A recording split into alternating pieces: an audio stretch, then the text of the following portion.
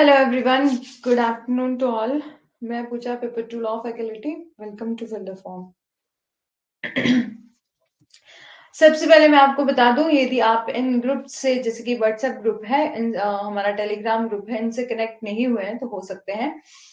और साथ ही साथ पेपर 1 और पेपर 2 के वेरियस अलग अलग सब्जेक्ट्स के कोर्सेज जो है वो फिलर फॉर्म ऐप में चलाए गए हैं। यदि आप किसी में भी ज्वाइन होना चाहते हैं तो हो सकते हैं।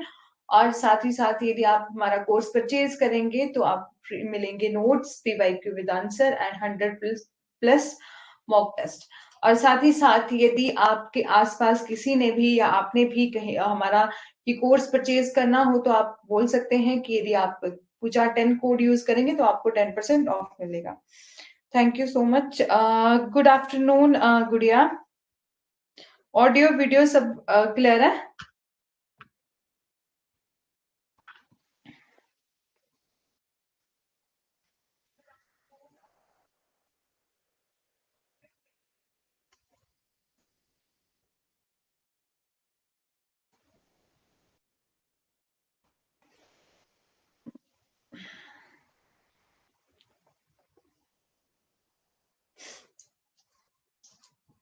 एक मिनट वेट कर लेते, तब तक बाकी आ जाएंगे जिन्होंने भी आना हो।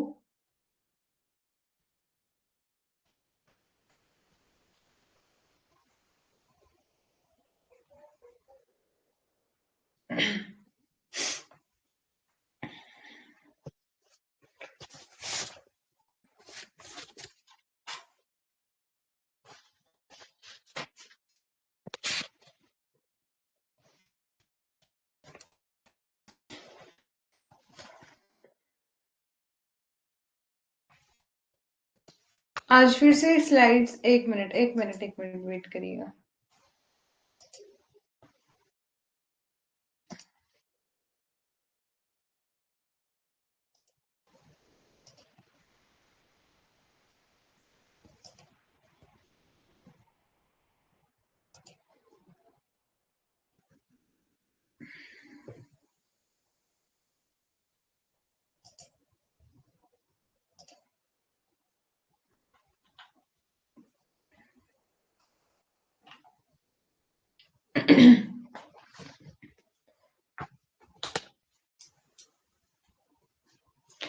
बात करते हैं हम।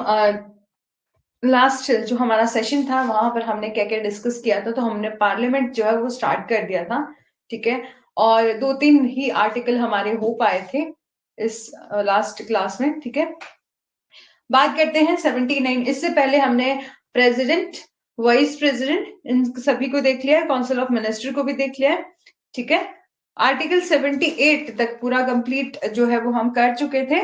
अब बात करते हैं आर्टिकल 79 जो कि बात करता है कॉन्स्टिट्यूशन ऑफ पार्लियामेंट। तो आप जानते हैं कि हमारी पार्लियामेंट में जैसे कि हमारे पार्लियामेंट में कौन कौन इंक्लूड होते हैं। एक तो हमारे प्रेसिडेंट, ठीक है, प्लस हमारे लोकसभा एंड राज्यसभा।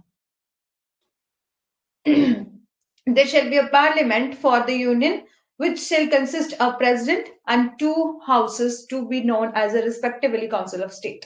एंड ठीक है, जिनको कि हम काउंसिल ऑफ स्टेट और हाउस ऑफ पीपल के नाम से जानते हैं। काउंसिल ऑफ स्टेट को हम राज्यसभा भी बोलते हैं, ठीक है। राज्यसभा को हम काउंसिल ऑफ स्टेट भी बोलते हैं, साथ ही साथ अपर सदन जो है वो भी बोला जाता है, ठीक है। और जो हमारा हाउस ऑफ पीपल है इसे हम लोकसभा भी बोलते हैं, और साथ ही साथ लोअर सदन जो है वो भी बोला जाता है, ठीक है। ये हमने देख लिया था। और आर्टिकल 80 में हम बात कर रहे थे। आज रश्मि नहीं आए हैं अभी तक क्लास में। आर्टिकल 80 में हम बात कर रहे थे कि composition of council of state, ठीक है। काउंसिल ऑफ स्टेट हम किसको बोलते हैं? राज्यसभा को, ठीक है। राज्यसभा को काउंसिल ऑफ स्टेट कंसिस्ट करता है, इसके बोला है 12 मेंबर नॉमिनेट किए जाएंगे president in accordance with the provision of clause 3, ठीक है। बोला है कितनी नहीं होने चाहिए, नॉट मोर देन 238 रिप्रेजेंटेटिव। बोला है कि जो हमारे 238 रिप्रेजेंटेटिव ऑफ द स्टेट, ठीक है, एंड द यूटीज, ठीक है, ये जो है वो इससे ज्यादा नहीं होने चाहिए, नॉट मोर देन होने चाहिए। और साथ ही साथ बोला the allocation of seat in the council of the state to be filled by the representative of the state. ठीक है, जो हमारे, आप जानते हैं कि हमारे राज्यसभा का इलेक्शन जो होता है वो इनडायरेक्ट इलेक्शन होता है, डायरेक्ट नहीं होता है।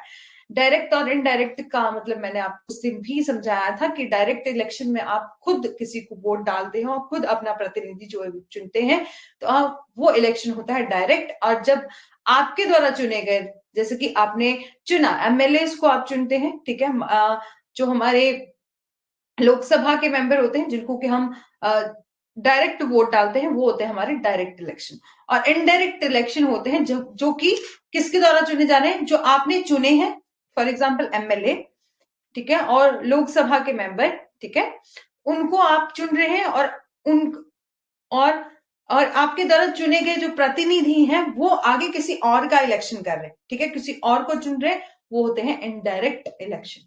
ठीक है, तो बोला है कि जब हम composition of council of state में देखते हैं तो फर्स्ट में आप याद रखेंगे कि पहले तो बोला कि 12 मेंबर, ठीक है, बोलते हैं 250 से ज्यादा मेंबर जो है वो नहीं होने चाहिए, मतलब 250 से ज्यादा लोग नहीं होंगे, मेंबर नहीं होंगे, जिसमें से 238 जो है वो कहां से आएंगे, हमारे यूटी से, और साथ ही साथ स्टेट से, जो स्टेट के रिप्रेजेंटेटिव जो होंगे वो आएंगे। और 12 मेंबर जो है वो नॉमिनेट किए जाएंगे। आपको मैंने उस दिन भी बताया था 12 मेंबर कैसे नॉमिनेट किए जाते हैं।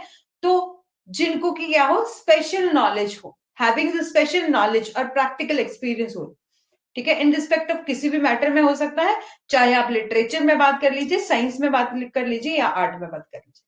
ठीक है, आप देखते होंगे कि कई बार हमारे प्लेयर, जैसे कि हमारे प्लेयर हो गए या हमारे जो एक्टर होते हैं, ठीक है, उनको भी राज्यसभा का मेंबर जो है वो चुन लिया जाता है। ठीक है, या कोई भी ऐसा एजुकेटेड पर्सन जिसने की अपनी विशेष उपाधि, अपने काम में बहुत अच्छी उपलब्धि हासिल करी हो, उसको क्या बना दिया जाता है, राज्यसभा का मेंबर जो है वो बना दिया जाता है। ठीक है, और जैसे कि हमारी रेखा जो है वो राज्यसभा की मेंबर रह चुकी हैं। ठीक है, और मतलब इसी तरीके से जिनको की स्पेशल नॉलेज है किस क्षेत्र में, चाहे लिटरेचर में, चाहे आर्ट में, या चाहे सोशल सर्विस में, इन सभी के क्षेत्र में, मतलब अपने अपने किसी भी क्षेत्र में उन्होंने कोई विशेष उपलब्धि हासिल की है, तब उन्हें जो है वो अपॉइंट कर लिया जाता है। गुड़िया, समझ में आ रहा है? ठीक है, बता दीजिए मेरे को कि समझ में आ रहा है। फिर है कि representative of each state, council of the state shall be elected होंगे by the member of legislative of the state. बोला है जो काउंसिल ऑफ स्टेट मतलब राज्यसभा के जो मेंबर होंगे उनको कौन इलेक्ट करेंगे, तो हमारे legislative assembly of the state के मेंबर, ठीक है, मतलब एमएलए हमारे। ठीक है, और in accordance with the system of proportional representative, इसका मतलब है कि सिंगल ट्रांसफरेबल ऑफ वोट, मतलब एक पर्सन को एक ही वोट देने का जो है वो राइट होगा। ठीक है, और representative of the union UTs, ठीक है, और साथ ही साथ बोला है ये representative of UTs, union territories and council of state shall be chosen in such manner parliament by the law prescribe. ठीक है, रश्मि गुड आफ्टरनून, आपका वेट कर रहे थे हम, थोड़ी सी लेट हो गए आप। कोई बात नहीं, हम सिर्फ रिवाइज ही कर रहे हैं अभी तक। जैसे 79 में हमने देखा था कि कॉन्स्टिट्यूशन ऑफ पार्लियामेंट, जहां पर बात करी थी कि पार्लियामेंट किससे बनती है, तो हमारे एक प्रेसिडेंट होंगे और 2 हाउस ऑफ पीपल, जैसे कि एक जो हमारा लोकसभा और राज्यसभा और हमारा प्रेसिडेंट है, उनसे उनको मिलाकर क्या बनती है, हमारी पार्लियामेंट बनती है। ठीक है, जिसमें हमने कंपोजिशन ऑफ काउंसिल स्टेट भी देखा था। ठीक है, कोई बात नहीं, कोई बात नहीं, हम अभी तक बहुत ज्यादा नहीं किया है। ठीक है, तो composition of the council of the state हमने देखा कि राज्यसभा, ठीक है, राज्यसभा को बोला कि नॉमिनेट करेंगे होंगे हमारे 12 मेंबर। ठीक है, जहां पर आप देखते हैं कि हमारे जो 12 मेंबर हैं वो नॉमिनेट किए जाते हैं प्रेसिडेंट ऑफ इंडिया के द्वारा। ठीक है, और जो 2 मेंबर हैं जो कि एंग्लो इंडियन, वो कहां से नॉमिनेट किए जाते हैं, तो हमारे लोकसभा से किए जाते हैं। ठीक है, जिसको कि हम आगे देखेंगे। यहाँ पर हमने यही देखा कि जो 12 मेंबर है वो राज्यसभा से जो है प्रेसिडेंट नॉमिनेट करेंगे, और वो किस क्षेत्र में होंगे, जिनको की स्पेशल नॉलेज है, स्पेशल प्रैक्टिकल नॉलेज है, उनको अपनी फील्ड में बहुत अच्छा उन्होंने प्रदर्शन किया है, उसी के हिसाब से जो है उनको नॉमिनेट किया जाएगा। और बोला कि नॉट मोर देन होनी चाहिए 238 मेंबर से ज्यादा जो है वो नहीं होनी चाहिए। कहाँ से कौन जो है वो इनको इलेक्ट करेंगे, तो हमारे स्टेट के जो हमारे एमएलए होते हैं वो इनका इलेक्शन करेंगे। साथ ही साथ बोला है हमारी, और किस तरीके से इलेक्शन होगा, सिंगल ट्रांसफरेबल वोट जो दिया जाएगा, मतलब एक पर्सन को एक ही वोट देने का जो राइट होगा, ठीक है। और जो रिप्रेजेंटेटिव ऑफ ड्यूटी और in council of the state shall be chosen in such manner as prescribe by the law, ठीक है।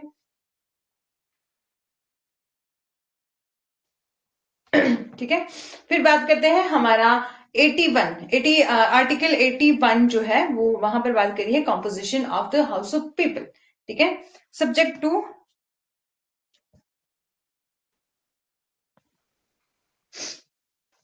ठीक है, जो हमारा वो है composition of house of people, जिसे कि हम क्या बोलते हैं, लोकसभा बोलते हैं, ठीक है। House of people, Lok Sabha.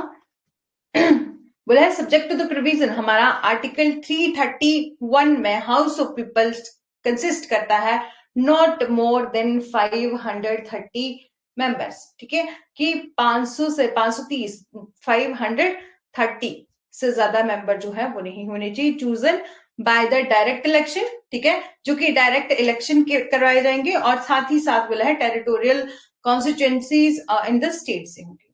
और फिर बोला कि नॉट मोर देन 20 मेंबर कहां से आएंगे, यूटी से आएंगे, ठीक है, यूनियन टेरिटरी से आएंगे। हमारे 530 जो कहां से बताए, हमारे स्टेट से बताए, और 20 मेंबर जो है वो आएंगे हमारे यूटी से, और chosen in such manner as a parliament में बाय द लॉ प्रोवाइडेड, ठीक है। फिर बोला है for the purpose of clause A and clause sub clause 1, ठीक है, there shall be allotted to each state. Welcome to Jibran, क्या नाम है आपका, और आपका बहुत बहुत वेलकम। इससे पहले मैं आपको बताऊंगी कि हमने जूरिस्प्रूडेंस को कंप्लीट कर लिया है, आप इन वीडियो को भी देख लीजिएगा, ठीक है। आपकी न्यू एडमिशन हुई है मैम, एंग्लो इंडियन तो अब हट गए। एक्चुअली मैंने अपने बैरेक्ट से पढ़ा, शायद मेरा थोड़ा सा पुराना है और मेरे को इस बारे में नॉलेज नहीं है, लेकिन बस आपने बता दिया है, मैं आपको कंफर्म करके कल बता दूंगी, ठीक है। Okay. House of people in such manner and that the ration between the number and population of the state so far as a practicable the same for the said state, ठीक है। हाँ जी जी, ठीक है। एक तो बोल दिया कि कितने नहीं होने चाहिए, 530 से कहां से होने चाहिए, डायरेक्ट आपके स्टेट से आएंगे, 530 से ज्यादा नहीं होंगे, ठीक है, स्टेट से 530, ठीक है। और आपके यूटी से, यूनियन टेरिटरी से कितने, किससे ज्यादा नहीं होने चाहिए, 20 मेंबर से ज्यादा नहीं होने चाहिए, ठीक है। और उसके बाद सब क्लॉज में भी हमें दिया गया है कि each state shall B divided into territorial, और हर एक, जो भी मैंने उस दिन भी बताया था कि हर एक जो, हाँ जी रश्मि, 530, और हर एक जो स्टेट होता है वो डिवाइड होता है टेरिटरी के बेस पर, ठीक है। मतलब आप देखेंगे कि कोई भी आपका स्टेट है, ठीक है, फॉर एग्जाम्पल मैं अपने की ही बात कर लेती हूँ, उस दिन भी मैंने एग्जाम्पल दिया था कि हमारे हिमाचल में 30 जो मेंबर है, ठीक है, वो जाते हैं हमारे राज्यसभा के, और 4 मेंबर जो है वो जाते हैं लोक सभा के, ठीक है। जिनको कि किस तरह से डिवाइड किया गया है, एक तो according with the population and territory के बेस पर। हाँ जी रश्मि, यूनियन टेरिटरी से 20, ठीक है। कि किस तरीके से उनका डिवाइडेशन किया जाता है, अलॉट किया जाता है स्टेट और नंबर ऑफ सीट को, तो people in such manner a ratio between the number and population, ठीक है, कि हम रेशियो देखेंगे नंबर ऑफ पॉपुलेशन की और अपनी टेरिटरीज को देखेंगे, ठीक है। और जो हमारा यही है, ठीक है, ये जो स्टेट टेरिटोरियल कॉन्स्टिट्यूएंसी में डिवाइड किया जाता है in such manner the ratio between the population and constituency, ठीक है। और हमारा सब क्लॉज 3 जो है वो बात करता है in this article the expression population, ठीक है। पॉपुलेशन मीन हम किस तरीके बोला है, पॉपुलेशन मतलब जनसंख्या का शब्द अर्थ है जनसंख्या, जैसा कि पिछली हम जनसंख्या पॉपुलेशन कहां से काउंट करेंगे, जो हमारी जनगणना हो चुकी है, मतलब जिस टाइम इलेक्शन हो रहा है उस टाइम की, उससे पहले की जो इलेक्शन जनगणना हुई है उसके अकॉर्डिंग हम काउंट करेंगे पॉपुलेशन, ठीक है। यहां तक सभी को समझ में आ गया है, तो नेक्स्ट चलते हैं। ठीक है। फिर बोला है रीएडजस्टमेंट आफ्टर ईच सेंसस, कि जब भी प्रत्येक जनगणना के बाद जो है वो पुनः समायोजन होगा। ठीक है। Upon the completion of each census, जब हमारी जनगणना जो है वो कंप्लीट हो जाएगी, ऑल एलोकेशन ऑफ सीट। आप जो न्यू स्टूडेंट आए हैं, ये जो जिवरान है, आपने फर्स्ट टाइम क्लास अटेंड कर रहे हैं, इससे पहले भी करी? ठीक है। बोला है seat of house of the people to all state and division of the state into the territorial constituency. जैसा कि मैंने आपको पहले बताया कि टेरिटोरियल मतलब जो आपका एरिया होता है, टेरिटरी होती है, उसके बेस पर आप डिवाइड किया जाएगा। ठीक है। और रीएडजस्ट किया जाएगा कि कितने एरिया के लिए, ठीक है, ओके ओके, फर्स्ट टाइम, कि कितने एरिया के लिए कितने मेंबर जो हो, जो कितने हमारे प्रतिनिधि जो होंगे वो रखे जाएंगे। जैसे कि कई बार क्या होता है, जैसे 2-3 डिस्ट्रिक्ट के लिए एक राज्यसभा का मेंबर जो है वो अपॉइंट किया जाता है। ठीक है। 3 मतलब अपने अपने एरिया की बात कर लेते हैं। जैसे कि जहां मैं हूं वहां पर 4 डिस्ट्रिक्ट के लिए हमारे एक राज्यसभा के मेंबर जो है वो अपॉइंट करे गए। ठीक है। इसी तरह से बोला है कि हम रीएडजस्ट करते हैं जब भी जनगणना होगी। ठीक है। मतलब सेंसस होगी हमारी, तो उसके बाद एडजस्ट किया जाता है कि after completion of each census allocate करेंगे सीट्स को, कितनी सीट्स जो है वो house of people of the state, and division किया जाता है स्टेट का किस बेस पर, टेरिटरी सेंसस कंस्टिट्यूएंसीज के बेस पर। ठीक है। और रीएडजस्ट करेंगे सच बाय सच अथॉरिटी और सच मैनर एज पार्लियामेंट में बाय द लॉ डिटरमाइन। ठीक है। और provided that the readjustment shall not affect the representation of the house of people. ठीक है। बोला है जो हमारा लोकसभा के प्रतिनिधि तब तक प्रभावित नहीं होगा जब तक तत्कालीन विद्यमान सभा का विघटन ना हो।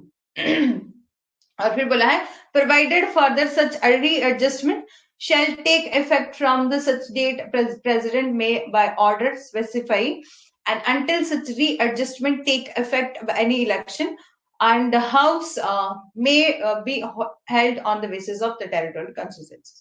बोला है कि जब तक कि राष्ट्रपति जी जो क्या है ऑर्डर नहीं कर देते, या कोई स्पेसिफाई जो है वो मतलब कोई भी ऑर्डर नहीं कर देते, कोई ऐसा निर्देश नहीं कर देते, जब तक ऐसा पुनर्समायोजन जो है वो प्रभावी नहीं हो सकता। मतलब कि कहीं भी ऐसा करना हो कि पहले से कुछ डिसाइड है जी, हम इस स्टेट में, इस पर्टिकुलर स्टेट में इतने 4 डिस्ट्रिक्ट के ऊपर क्या बना रहे हैं, मतलब इन 4 डिस्ट्रिक्ट में इतनी इतनी पॉपुलेशन है और हम इनके लिए क्या कर रहे हैं, एक जो है वो राज्यसभा के मेंबर जो है वो यहाँ से चुने जाएंगे। ठीक है। 1 मेंबर। ठीक है। और लोकसभा का जो है वो इतने मेंबर चुने जाएंगे। बोला है यदि इनमें हेरफेर करना भी हो, रीएडजस्ट करना भी हो, तो तब तक नहीं होगा जब तक प्रेसिडेंट जो है वो कोई ऑर्डर नहीं देते। ठीक है। और हम उनको डायरेक्शन नहीं देते। ठीक है। और एक और बात मैं आपको बता दूं कि लोकसभा का क्या होता है कि यदि लोकसभा के किसी मेंबर को अपने मतलब वोटिंग के लिए, इलेक्शन के लिए जो है वो कैंडिडेट के रूप में खड़ना हो, मतलब वोटिंग के लिए, तो लोकसभा के मेंबर उसी एरिया नहीं, हाँ, लोकसभा के मेंबर जो है वो किसी भी एरिया के हों, कहीं भी जाके अपना इलेक्शन जो है वो फाइट कर सकते हैं। लेकिन राज्यसभा का मेंबर बनना हो, मतलब यदि चाहे इनडायरेक्ट ही इलेक्शन होता है ना, बट उनका जो है वो मतलब आपको उसका राज्यसभा का इलेक्शन जो है वो उनको फाइट करना हो, ठीक है, चाहे इनडायरेक्ट ही होता है। मैंने आपको बताया ना कि राज्यसभा का हम इनडायरेक्ट इलेक्शन करते हैं, जहां पर इलेक्ट कौन करता है, जो हमारे द्वारा चुने गए प्रतिनिधि जो होते हैं वो उनको आगे इलेक्ट करते हैं। ठीक है। तो राज्यसभा का मेंबर जो है वो बनने के लिए, उनका इलेक्शन फाइट करने के लिए, जिस एरिया के लिए वो जो है वो अपना इलेक्शन लड़ना चाहते हैं, उस एरिया में मतलब उसका वहां पर क्या होना चाहिए, वोटिंग लिस्ट में नाम होना चाहिए। लेकिन यदि आप लोकसभा के मेंबर, जैसे कि कोई पंजाब, जैसे हम आप जैसे कि कोई भी पर्सन, जैसे फॉर एग्जांपल ये रश्मि ही जो है लोकसभा की मेंबर है, और फॉर एग्जाम्पल के लिए वो राजस्थान से बिलोंग करती हैं, और वो कहीं जैसे पंजाब में भी जाके अपना इलेक्शन फाइट करना चाहें तो कर सकती हैं, क्योंकि लोकसभा में ऐसा कुछ है नहीं कि किसी भी पर्टिकुलर बस इस एरिया में जैसे वोटिंग लिस्ट में उसका नाम होना चाहिए तभी वो जो है वो इलेक्शन के लिए खड़ी हो सकती है। बोले ऐसा नहीं है, लेकिन हमारा जो राज्यसभा में वहां पर ये रूल जो है वो एप्लीकेबल होता है। ठीक है, ये बात तो याद रखिएगा। बात करते हैं हमारा आर्टिकल 83, जो कि आप जो फर्स्ट टाइम आए हैं ना, वो भी अपनी जो हमारी जो पूरी प्लेलिस्ट है, पूरी ही जूरिस्प्रूडेंस की नोट्स भी देख लीजिएगा और उसको भी पूरा कवर कर लीजिएगा। और हमारा कॉन्स्टिट्यूशन का भी जो पार्ट हो चुका है, क्योंकि अभी तो हम बहुत स्पीड में जाएंगे, क्योंकि इससे ज्यादा जो है वो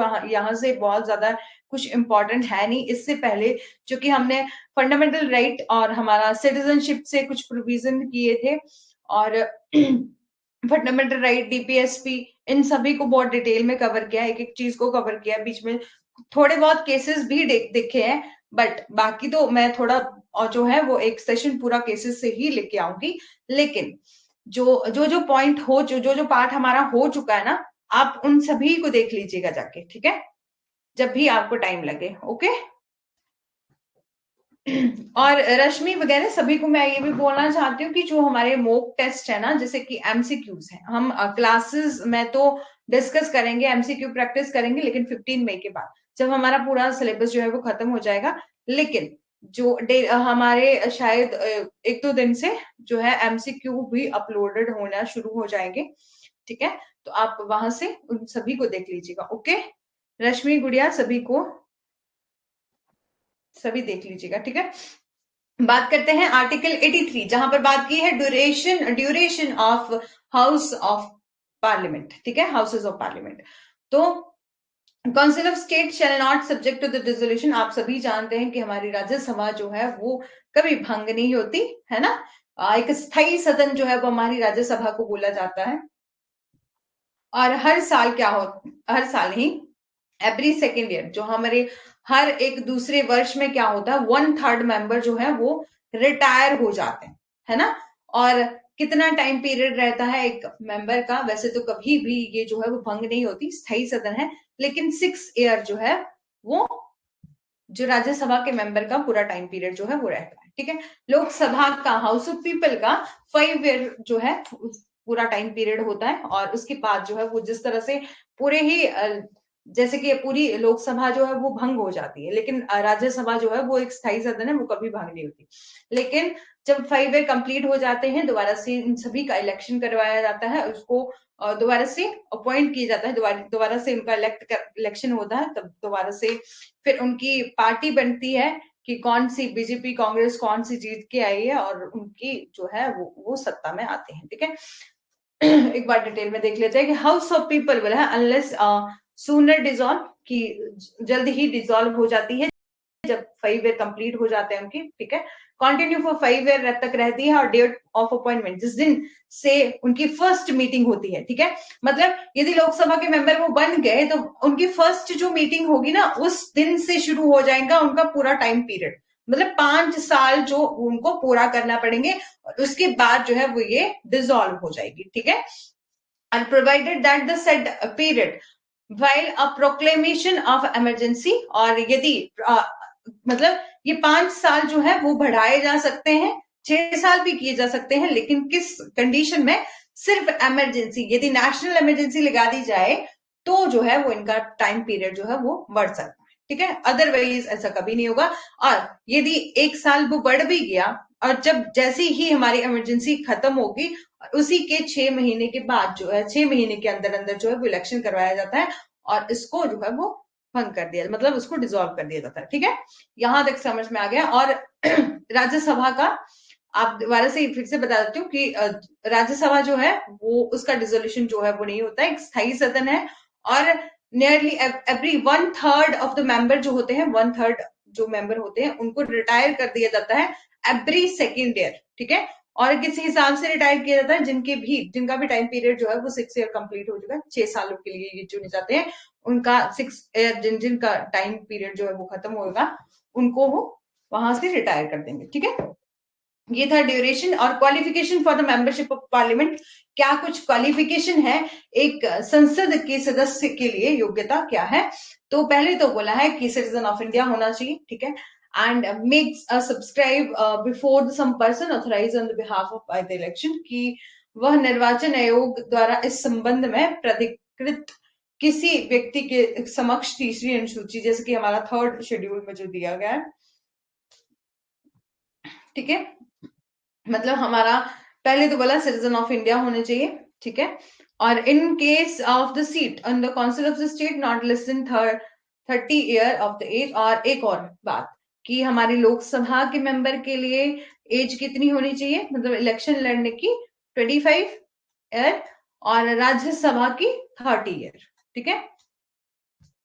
बोला in case of the seat of the council of state not less than 30 year of age, and in case of the seat of the house of people, जिसको कि हम बोलते हैं लोकसभा, जिसके लिए होनी चाहिए 25 ईयर ऑफ एज, ठीक है, और possess such other qualification as may be prescribed in behalf of the parliament। मतलब इन सभी एजेस में कुछ भी चेंज करना होगा तो हमारी पार्लियामेंट जो है वो कर सकती है, ठीक है।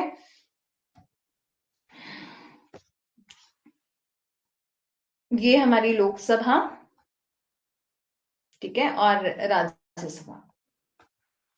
पहले तो राज्यसभा का मेंबर बनने के लिए 30 ईयर जो है वो आयु चाहिए, इसके लिए 25 ईयर चाहिए, और 6 ईयर जो है वो इनका टाइम ऑफ ड्यूरेशन होता है, इनका 5 ईयर होता है। और राज्यसभा जो है वो एक स्थायी सदन है, इसको डिसॉल्व नहीं किया जाता। इसके 1/3 जो मेंबर होते हैं वो एवरी 2 ईयर जो है उसमें उनको रिटायर कर दिया जाता है, लेकिन यहाँ पर हर एक 5 साल के बाद जो है वो दोबारा से इलेक्शन होते हैं, ठीक है। इतनी चीजें याद रखिएगा, इससे ज्यादा इंपॉर्टेंट जो है कुछ नहीं है, ठीक है।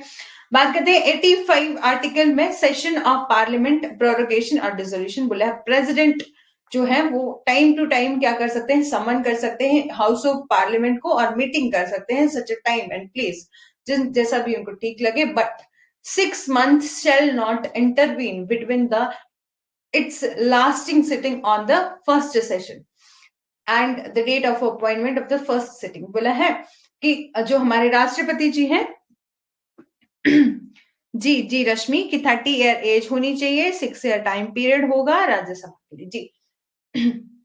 बोला है जो राष्ट्रपति है हमारे प्रेसिडेंट है वो समय समय पर क्या कर सकते हैं, जो है सेशन बुला सकते हैं संसद के प्रत्येक सदन को, ऐसे या किसी और स्थान पर भी बैठक के लिए बुला सकते हैं, मतलब उनका सेशन जो है वो हो सकता है जैसा कि उनको उचित लगे, ठीक है, जिस प्रकार भी उनको ठीक लगे। लेकिन होना क्या चाहिए कि एक सत्र को एक स्थायी बैठक, ठीक है, मतलब उनकी जो जो फर्स्ट लास्टिंग सिटिंग होगी बोला, और अगले सत्र की इससे पहले वाली बैठक की के लिए नियुक्ति की जो तिथि होगी उसके बीच में 6 महीने का हस्तक्षेप नहीं करेगा, मतलब इनके बीच में जो है वो 6 मंथ से कम पीरियड जो है वो नहीं होना चाहिए, ठीक है। और the president may from time to time, ठीक है, प्रेसिडेंट जो है वो कभी भी जो है वो सेशन बुला सकते हैं, प्रोरोगेट कर सकते हैं हाउस और आइदर हाउस को, डिसॉल्व कर सकते हैं हाउस ऑफ पीपल को। आप जानते हैं कि जो लोकसभा है, ठीक है, और लोकसभा को जो है वो डिसॉल्व किया जा सकता है, ठीक है। एक तो 5 साल जब कंप्लीट हो जाएंगे उसके बाद ये जो है उनका पूरा एक सेशन खत्म हो जाएगा, उसके बाद वो इलेक्शन करके आएंगे। और दूसरा कब हो सकता है, जब जो राष्ट्रपति है वो डिसॉल्व करना चाहे, भंग करना चाहे तो कर सकते हैं, ठीक है। फिर है कि right of president to address and send message to the house, की प्रेसिडेंट के पास क्या है, राइट है एड्रेस करने का और कुछ भी संदेश जो है वो भेजने का, मतलब सेंड करने का मैसेज टू द हाउस, किसी भी हाउस में, ठीक है। प्रेसिडेंट में एड्रेस कर सकते हैं आइदर हाउस ऑफ पार्लियामेंट को, किसी भी हाउस ऑफ पार्लियामेंट, चाहे आप लोकसभा की बात कर लीजिए चाहे राज्यसभा की बात कर लीजिए, और दोनों ही हाउसेस को असेंबल कर सकते हैं, ठीक है, दोनों ही हाउस को एक साथ भी बुला सकते हैं, and for the purpose of require attendance of member, ठीक है। किस पर्पस से, सदस्यों की उपस्थिति की आवश्यकता होगी, मतलब कि कोई ऐसा उद्देश्य है, मतलब कोई ऐसा उनको मैटर आ गया कि जिस पर पूरी लोगों की जो है वो सहमति की जरूरत है, और ये दोनों सदनों को बुला सकते हैं, ठीक है, दोनों सदनों को एड्रेस कर सकते हैं लोकसभा को भी और राज्यसभा को। प्रेसिडेंट मे सेंड करेंगे, may send message to the either house of parliament whether with respect of the will and then pending in a parliament, ठीक है। बोला है यदि हमारे राष्ट्रपति संसद के किसी भी सदन को संदेश भेज सकते हैं, चाहे वह संसद में लंबित किसी विधायक के संबंध में हो अन्यथा नहीं हो, ठीक है। चाहे वो जो है वो चाहे वो in respect of bill ho ya other than pending in a parliament ho or otherwise a house to which any message so sent shall with all convenient dispatch considered by any matter required by the message to be taken into consideration। और जिस भी सदन को कोई संदेश जो है वो भेजा जाएगा वो संदेश द्वारा अपेक्षित किसी भी विषय पर विचार करेंगे और उस जैसे कि कोई भी संदेश भेज दिया कोई भी ऐसा प्रस्ताव भेज दिया तो जो मेंबर होंगे हाउस चाहे वो लोकसभा के मेंबर है चाहे राज्यसभा के मेंबर है वो क्या करेंगे उस मैटर पर पूरी चर्चा करेंगे उस पर विचार करेंगे कंसिडरेशन करेंगे। ठीक है। और special address by the president 87 में बोला है कि स्पेशल एड्रेस जो है वो कर सकते हैं जो राष्ट्रपति जी हैं उनको पावर है। हाँ 87 special address by the president बोला है eight the commencement of first session जब भी लोकसभा का हमारा प्रत्येक आम चुनाव के पश्चात जो है वो एक फर्स्ट हमारा सेशन होता है उसके बाद in general election of the house of people and at the commencement of first session of each year the president shall address कर सकते हैं बोथ हाउस ऑफ पार्लियामेंट को assemble together and inform a parliament to the cause to its someone. ठीक है। Last में भी हमने यही जो है वो थोड़ा बहुत डिस्कस किया था कि दोनों ही सदनों को वो जो है तो एक साथ बुला सकते हैं। मतलब जब भी हमारा लोकसभा का प्रत्येक आम चुनाव होते हैं उसके पश्चात जो है वो हमारा फर्स्ट सेशन जो होगा वो स्टार्टिंग हो रहा होगा वहां पर प्रत्येक वर्ष प्रथम सत्र के प्रारंभ में ही हम क्या राष्ट्रपति सदन जो है संसद के दोनों सदनों को एक साथ संबोधित कर सकते हैं एक साथ जो है वो उनको उनका सेशन जो है वो कर सकते एड्रेस कर सकते हैं हाउस ऑफ पार्लियामेंट को और वो असेंबल होंगी और इन्फॉर्म करेंगे parliament to the causes of this summon. ठीक है। और उनके समन के कारणों के बारे में सूचित करेंगे कि किस पर्पस के लिए उनको एक साथ जो है वो बुलाया गया है। ठीक है। और provision shall be made by the rule regulating the procedure of either house for allotment of time matter refer to its such address. बोला है कि इस ऐसे पते में जैसे कि कोई भी उन्होंने क्या किया कोई ऐसा उनको सेशन मतलब उनको कुछ मैसेज किया जिस दौरान जो है वो उन दोनों सदनों का जैसे लोकसभा राज्यसभा दोनों को एक साथ जो है वो बुला लिया गया पहले में हमने ये देख लिया और फिर बोला कि वो क्या करेंगे एक साथ उनको एड्रेस करेंगे और मतलब कारण बताएंगे कि उनको यहाँ पर क्यों बुलाया गया है। इस तरह से ही ऐसे जो है ऐसे पते में निर्देशित विषय पर चर्चा के लिए समय के आवंटन के लिए किसी भी सदन से प्रक्रिया को विनियमित करने वाले नियमों द्वारा प्रावधान किया जाएगा। ठीक है। समझ में आ रहा है कि सबको? ठीक है। कहीं भी कोई कंफ्यूजन होएगा तो मेरे को बता दीजिएगा। मैं बार बार यही कहती हूँ कि कोई भी पर्सन जो है वो परफेक्ट नहीं होता। हो सकता है कि आपको मेरे से ज्यादा भी आता हो। ठीक है। कहीं भी मेरे से भी कोई गलती हो जाए तब भी मेरे को बोल दीजिएगा। ठीक है। जिब्रान आप न्यू स्टूडेंट हैं क्लास में? गुड़िया रश्मि सभी हैं?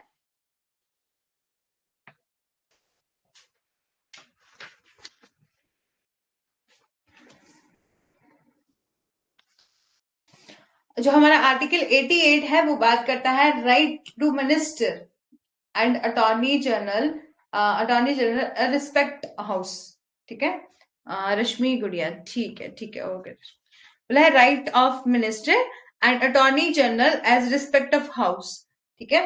बोला है मंत्रियों और अटॉर्नी जनरल के अधिकार सदनों के का सम्मान करते हैं। ठीक है। बोला एवरी मिनिस्टर हर एक मिनिस्टर और अटॉर्नी जनरल ऑफ इंडिया जिनके बारे में हमने आर्टिकल 76 में भी देखा था। ठीक है।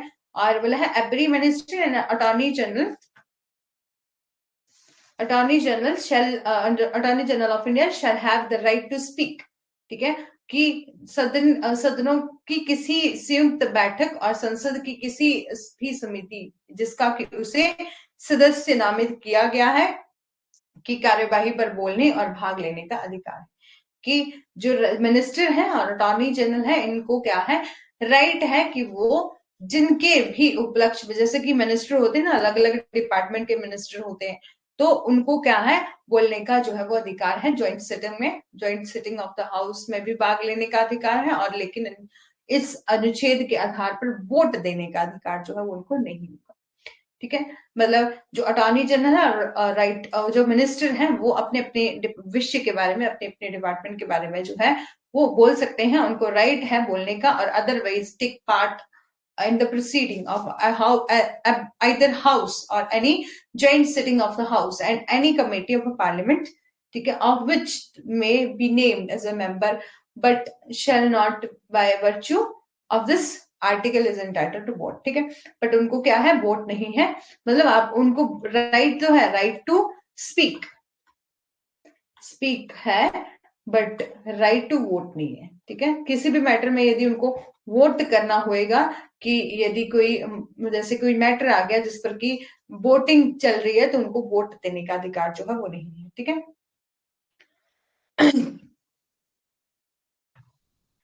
यहां तक हमारा हो गया है, ठीक है, और कि ऐसा है कि मैं ये सोच रही थी कि जिस दिन, उस दिन भी मैंने आप लोगों से बात करी थी, रश्मि गुड़िया दोनों ही थे क्लास में, ठीक है, बाकी तो नहीं थे, बट कोई बात नहीं, कि हमने अभी तक जैसे कि फंडामेंटल राइट को कंप्लीट कर लिया है, और उसमें कुछ केसेस हैं ही थे, उन सभी को डिटेल में डिस्कस किया, और हमारे जो डीपीएसपी है उसको भी बहुत अच्छे से कवर किया है, ठीक है, इन सभी को यहाँ तक जो है वो कवर कर लिया है हमने, फंडामेंटल ड्यूटी भी देख लिया है, और यहाँ तक हमने डिटेल में इसको भी देख लिया है, लेकिन अब मैं सोच रही थी कि यदि हम एक एक आर्टिकल को ऐसे ही देखते रहे, क्योंकि मेन तो हमारा क्या आता है कॉन्स्टिट्यूशन में, हम पॉइंट एग्जाम के पॉइंट ऑफ व्यू से देखें तो हमारे आते हैं, यदि आर्टिकल से डायरेक्ट क्वेश्चन आ गए, डायरेक्ट डायरेक्ट भी क्वेश्चन आ गए, तो हमें आर्टिकल आर्टिकल ही जो है वो याद करने रहेंगे, और साथ ही साथ हमारे केस लॉस, चाहे आप कॉन्स्टिट्यूशन के केस लॉज, जैसे कि हम देख लें कि फंडामेंटल राइट से कौन सा केस डील करता है, इससे मतलब इन मैटर से, या तो बाय एयर वाइज, ठीक है, एयर वाइज केस लॉज, और हमारे क्रोनोलॉजिकल ऑर्डर में, इन सभी मतलब इस तरह से केस लॉज आते हैं, इसलिए मैं चाहती हूँ कि आगे जो है वो हम लोग ज्यादा डिटेल में न जाए, और इसी तरह से थोड़ा थोड़ा डिस्कस करते हुए पूरा कंप्लीट कर ले, क्योंकि आप जानते हैं कि अभी हमारी सेकेंड यूनिट ही चल रही है, और हमारा टारगेट ये है कि हमने 15 मई तक जो पूरा सिलेबस जो है वो कंप्लीट करना है, ठीक है। क्या बोलते हैं रश्मि गुड़िया, जो भी कोई न्यू आया है वो भी बता दीजिए, जेवरान।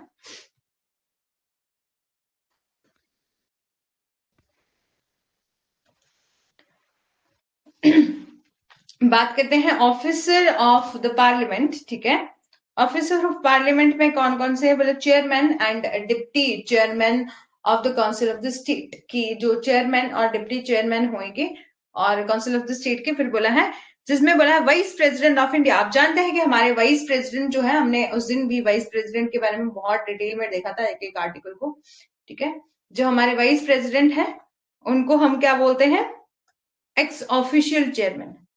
हाँ हाँ रश्मि, इम्पोर्टेंट है वही करवाओ, हाँ इम्पोर्टेंट है वही वही करवा, तभी तो मैं सोच रही हूँ, क्योंकि मतलब हम तो कॉन्स्टिट्यूशन को जैसे हम लॉ स्कूल में पढ़ते हैं ना, एक एक आर्टिकल करके, वैसे ही पढ़ रहे हैं, बट ये मैं सोच रही थी कि कंसेप्ट की क्लैरिटी भी हो जाती है अच्छे से पढ़े, बट टाइम हो तो हम उसको भी कर लें, लेकिन अब थोड़ा सा टाइम को भी मैनेज करना पड़ेगा ना, क्योंकि बहुत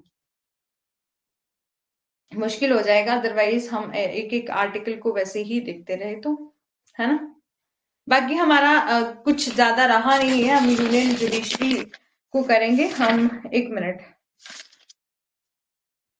जैसे कि हमारा जो है इलेक्शन कमीशन हमें देखना है, यूनियन एग्जीक्यूटिव को हमने देख लिया है, स्टेट एग्जीक्यूटिव को थोड़ा बहुत देख लेंगे, ठीक है, और यूनियन जुडिशरी वैसे तो आप सभी बहुत अच्छे से जानते हैं, हमारा सुप्रीम कोर्ट, हाई कोर्ट, इन सभी के बारे में बहुत अच्छे से जानते हैं, बट फिर भी देख लेंगे, एक temporary transactional and special provision respect of certain state भी है, और आर्टिकल 32 ये तो हमने कवर कर लिया है, इमरजेंसी के प्रोविजन देखने हैं, और लेजिस्लेटिव पावर ऑफ प्रेसिडेंट ये भी हमने देख ली है, जब हमने प्रेसिडेंट की पावर देखी थी तो हमने बहुत डिटेल में इन सभी को कवर कर लिया, ठीक है। एक मैं चाहती हूँ कि हम 2-3 क्लासेस में इन सभी को कवर कर लें, क्योंकि फिर हमारा एडमिनिस्ट्रेटिव लॉ रहेगा एक ही जो है, एक क्लास में 2 आवर की एक क्लास रहेगी, वहां पर हम एडमिनिस्ट्रेटिव लॉ को कवर कर लेंगे, ठीक है।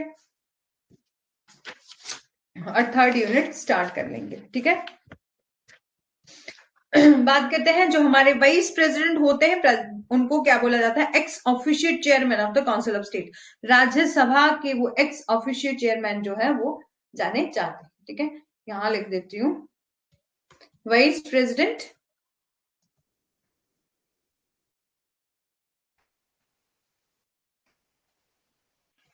ठीक है, ex officio chairman, ex officio chairman जो है वो जाने जाते हैं। और फिर बोला है कि council of the state, council of the state shall soon as may be chosen by the member of the council of the to the deputy chairman, ठीक है।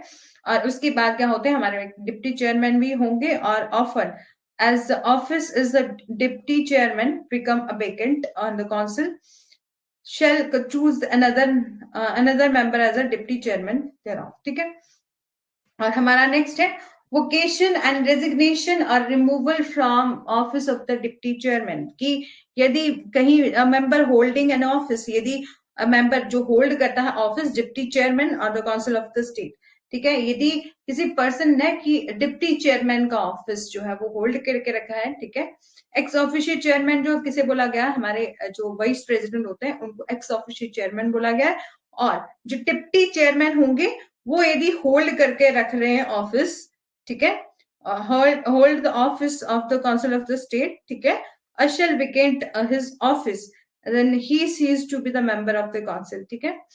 और फिर बोला है मे एनी टाइम और बाय राइटिंग, जो बोला है कभी भी वो अपने राइटिंग, जब भी उनको यदि अपना ऑफिस छोड़ना भी हो, अपना जो है, हाँ जी रश्मि, डिप्टी चेयरमैन, और कि उनको चाहे उनकी सीट जो है वो खाली हो जाती है या तो उनको रेजिग्नेशन लेटर देना हो, तो वो क्या करते हैं अपनी हैंड रिटन में जैसे कि right by writing under his hand address करेंगे चेयरमैन को और रिजाइन कर देंगे अपनी ऑफिस को, मतलब अपना रेजिग्नेशन लेटर किसे देंगे? चेयरमैन को देंगे, ठीक है, जिनको कि हम क्या बोलते हैं? एक्स ऑफिशियल चेयरमैन, ठीक है। और may remove from office by resolution, ठीक है। और अदरवाइज कि यदि उनको रेजोल्यूशन से यदि उनको रिमूव करना होगा तो हम कहाँ कैसे रिमूव करेंगे? जैसे कि हम वाइस प्रेसिडेंट को रिमूव करते हैं, जैसे मैंने उस दिन भी बताया था कि 14 डेज जो है नोटिस दिया जाएगा वाइस प्रेसिडेंट को कि आपके खिलाफ, जैसे कि आपने कोई किसी भी रूल की वायलेशन, हाँ जी रश्मि, बाय राइटिंग। और जैसे कि यदि उनको रिमूव भी करना होगा बाय रेजोल्यूशन से, तो किस तरह से रेजोल्यूशन पास होगा? तो हमारा 14 डेज जो है वो नोटिस देंगे वाइस प्रेसिडेंट को, और उसके बाद ये दोनों सदन में यदि पास हो गया तो उनको वहां से हटा दिया जाएगा, ठीक है। और हमारा जो 92 है, सॉरी 91 जो है वो बात करता है power of D chairman and other person perform the duty of office, ठीक है। क्या कुछ पावर दी गई है इनमें, ठीक है, बहुत डिटेल में हम नहीं जाएंगे, आप इसको पढ़ लीजिएगा। बेयर एक्ट से ही ये चीजें उठाई गई है, और जो इससे पहले मैं करवा रही थी ये भी बेयर एक्ट से ही उठाया गया है, ठीक है, तो बेयर एक्ट से देख लीजिएगा, ठीक है। बात कर लेते हैं कि हमारा 92 में दिया गया है द चेयरमैन, एक बार देख ही लेते हैं वैसे भी थोड़ा थोड़ा, अदरवाइज फिर,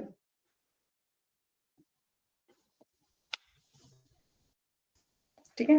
फिर बोला है कि पावर क्या है, डिप्टी चेयरमैन और other person to perform the duty of the his office as act as a chairman. बोला जब भी well office of chairman is vacant, जो हमारा चेयरमैन का ऑफिस जो है वो वेकेंट हो जाता है, खाली हो जाएगा ड्यूरिंग एनी पीरियड में, तो वाइस प्रेसिडेंट एक्ट करेंगे, जो वाइस प्रेसिडेंट जो है वो एक्ट करेंगे एज एक्टिंग एज और डिस्चार्ज करेंगे फंक्शन को एज अ प्रेसिडेंट। आप जानते हैं कि हमारे वाइस प्रेसिडेंट, उस दिन भी हमने देखा था कि जो प्रेसिडेंट की सीट जब भी खाली होएगी, चाहे आप डेथ के रिलेटेड ले लीजिए कि यदि प्रेसिडेंट की डेथ हो जाती है, यदि वो रिजाइन कर देते हैं, तो 6 महीने के अंदर, एक तो कि 6 मंथ के अंदर जो है वो इलेक्शन करवाया जाता है, और तब तक नया इलेक्शन नहीं होता, और नए जो प्रेसिडेंट जो है वो अपॉइंट नहीं होते, तब तक कौन परफॉर्म करेगा उनकी ड्यूटी और कौन उनके ऑफिस को संभालेंगे? तो वाइस प्रेसिडेंट, और वाइस प्रेसिडेंट उनके ऑफिस को होल्ड करके रखेंगे और उनको वही सब फैसिलिटी दी जाएंगी जो कि प्रेसिडेंट को दी जाती है, ठीक है। फिर बोला है during his absent the chairman from any sitting of the council of the state or the any deputy chairman, he is also absent. Such person as determined the rule as a procedure or the council of the state. No such person is present or such other person may be determined with the council of the state. ठीक है. फिर बोला है कि हमारी next है हमारा chairman और deputy chairman not presided by the resolution for the removal of office from under the consideration, कि जो हमारा अध्यक्ष है और उपसभापति जिसको कि हम वाइस प्रेसिडेंट जो है वो बोलते हैं, वो ना करे, अध्यक्षता ना करे, तो जबकि उसे पद से हटने का संकल्प और विचाराधीन में है. बोला है कि यदि उनका उसके खिलाफ जो है वो रेजोल्यूशन पास हो रहा है, किसके लिए, रिमूव करने के लिए, और उस उनका जो रिमूविंग प्रोसेस है वो भी चल रहा है, मतलब रेजोल्यूशन जो है वो पास हो रहा है. तो ठीक है, इसको आप बेयर एक्ट से पढ़ लीजिएगा. ठीक है, और 93 में क्या बोला है कि speaker and deputy speaker of the house of people, कि हमारा लोकसभा के अध्यक्ष और उपाध्यक्ष के बारे में बोला गया है कि जो स्पीकर और डिप्टी स्पीकर जो होंगे of the house of people, the house of the people shall. Rashmi, Gudiya, कोई भी कंफ्यूजन होगी तो मेरे को बता दीजिएगा. अब मेरे को एक बात बता दो कि आप लोग डायरेक्ट से देख लोगे, क्योंकि मैं ये सोच रही थी कि हम 2-3 दिन में इसको कवर कर लें. ठीक है, क्योंकि हमें नेक्स्ट यूनिट भी करनी है ना. और क्योंकि ज्यादा जो इम्पोर्टेंट है हमारा जो पार्ट फर्स्ट में जो आता है ना, हमने सारा ही कवर कर ही लिया है, बहुत डिटेल में कवर किया. ठीक है, मेरे को बता दीजिए एक बार, फिर हम नेक्स्ट चलते हैं. बोला speaker and the deputy speaker of house of people, जो हमारे house of people shall as soon as may be chosen from 2 member of the house to be respectively speaker और डिप्टी स्पीकर, फिर उन दोनों को ही चुना जाता है. एक तो स्पीकर होते हैं और दूसरे डिप्टी स्पीकर होते हैं. ठीक है, आप जानते हैं यहाँ बात हो रही है लोकसभा की, वहां पर चुने जाते हैं कौन से, स्पीकर और डिप्टी स्पीकर. आप जानते हैं कि हमारे जो स्पीकर होते हैं वो उन्हीं लोगों में से भी, उन्हीं लोगों के बीच में से बनते हैं जो कि हमारे चुने हुए, और वो जो हमारी जो पार्टी जीत के आई होती है ना, वही बनाया जाता है speaker.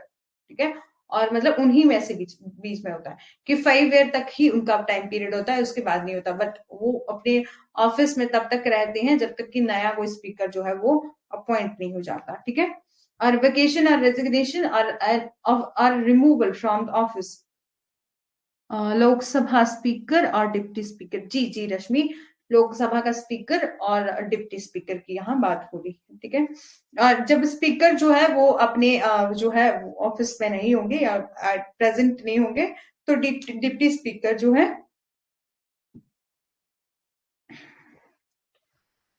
Air time period.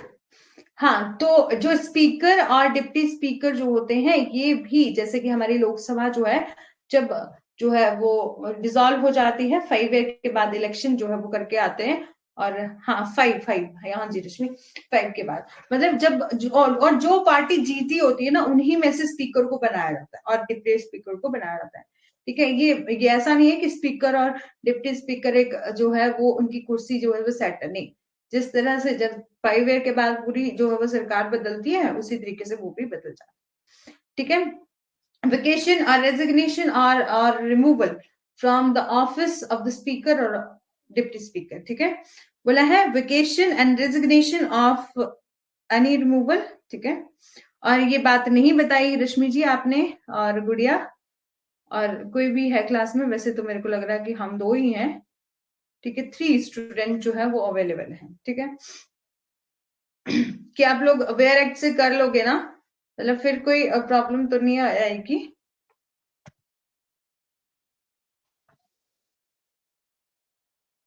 Member होते हैं इसमें से ही, हाँ हाँ जी, उसी में से बनाए जाते हैं. ठीक है, फिर बात करते हैं कि जो वेकेशन रेजिग्नेशन बोला है कि अ मेंबर जो होल्ड करता है ऑफिस एज ए स्पीकर और डिप्टी स्पीकर, जो भी स्पीकर और डिप्टी स्पीकर जो है वो बनाए होते हैं और हाउस ऑफ पीपल. ठीक है, मे एनी टाइम, बोले जब भी उनको अपना रेजिग्नेशन लेटर देना होएगा, वो राइटिंग में देंगे under his hand address and such member of the speaker, ठीक है, to the deputy speaker and such member as a deputy speaker to the speaker, कि यदि स्पीकर को अपना रेजिग्नेशन लेटर देना। हाँ रश्मि, उस बुक में वैसे कि मेरे पास भी थी वो बुक, बट ये है कि जैसे कि हमने अरिहंत की बुक में ना बहुत ज्यादा चीजें जो है वो कवर नहीं करी गई है। जो अरिहंत का कंपेंडियम है, आप कोई कोई भी टॉपिक देख लीजिएगा, जिस आप देखेंगे कि हमने जिस तरह से जूरिस्प्रूडेंस को कवर किया, क्या उस बुक में ऐसा है? बट है कि ऐसा है कि हम थोड़ा बहुत एक कि हमारे पास मटेरियल है, मतलब उस बुक में इतना डिटेल में नहीं है, बट थोड़ा बहुत मतलब ठीक है। ये है कि एक गाइडेंस है कि आपको ये पर्टिकुलर चीजें पढ़नी है। वहां तो हमें इतना ज्यादा फंडामेंटल राइट और वो भी नहीं दिया गया है ना, जितना हमने पढ़ा है, ठीक है। बट कोई नहीं है, ये आप बेयर एक्ट से भी पढ़ सकते हो, ठीक है। हाँ, बोला है कि इन दिन दोनों को जब जो हमारा रेजिग्नेशन जो है वो देना होएगा, तो स्पीकर देंगे। गुड़िया नहीं, अच्छा हाँ, मैं बोल रही रश्मि ये बोल रहे हैं कि नहीं। हाँ हाँ, नोट्स तो दे देते हैं, यदि आप इंग्लिश में पढ़ मतलब यदि आप इंग्लिश भी थोड़ा मतलब इंग्लिश हिंदी दोनों को कंबाइन लेके चलोगे तो कोई प्रॉब्लम नहीं। आप नोट्स दे देंगे उसमें। हाँ नोट्स दे देंगे, दे दूंगी मैं, ठीक है।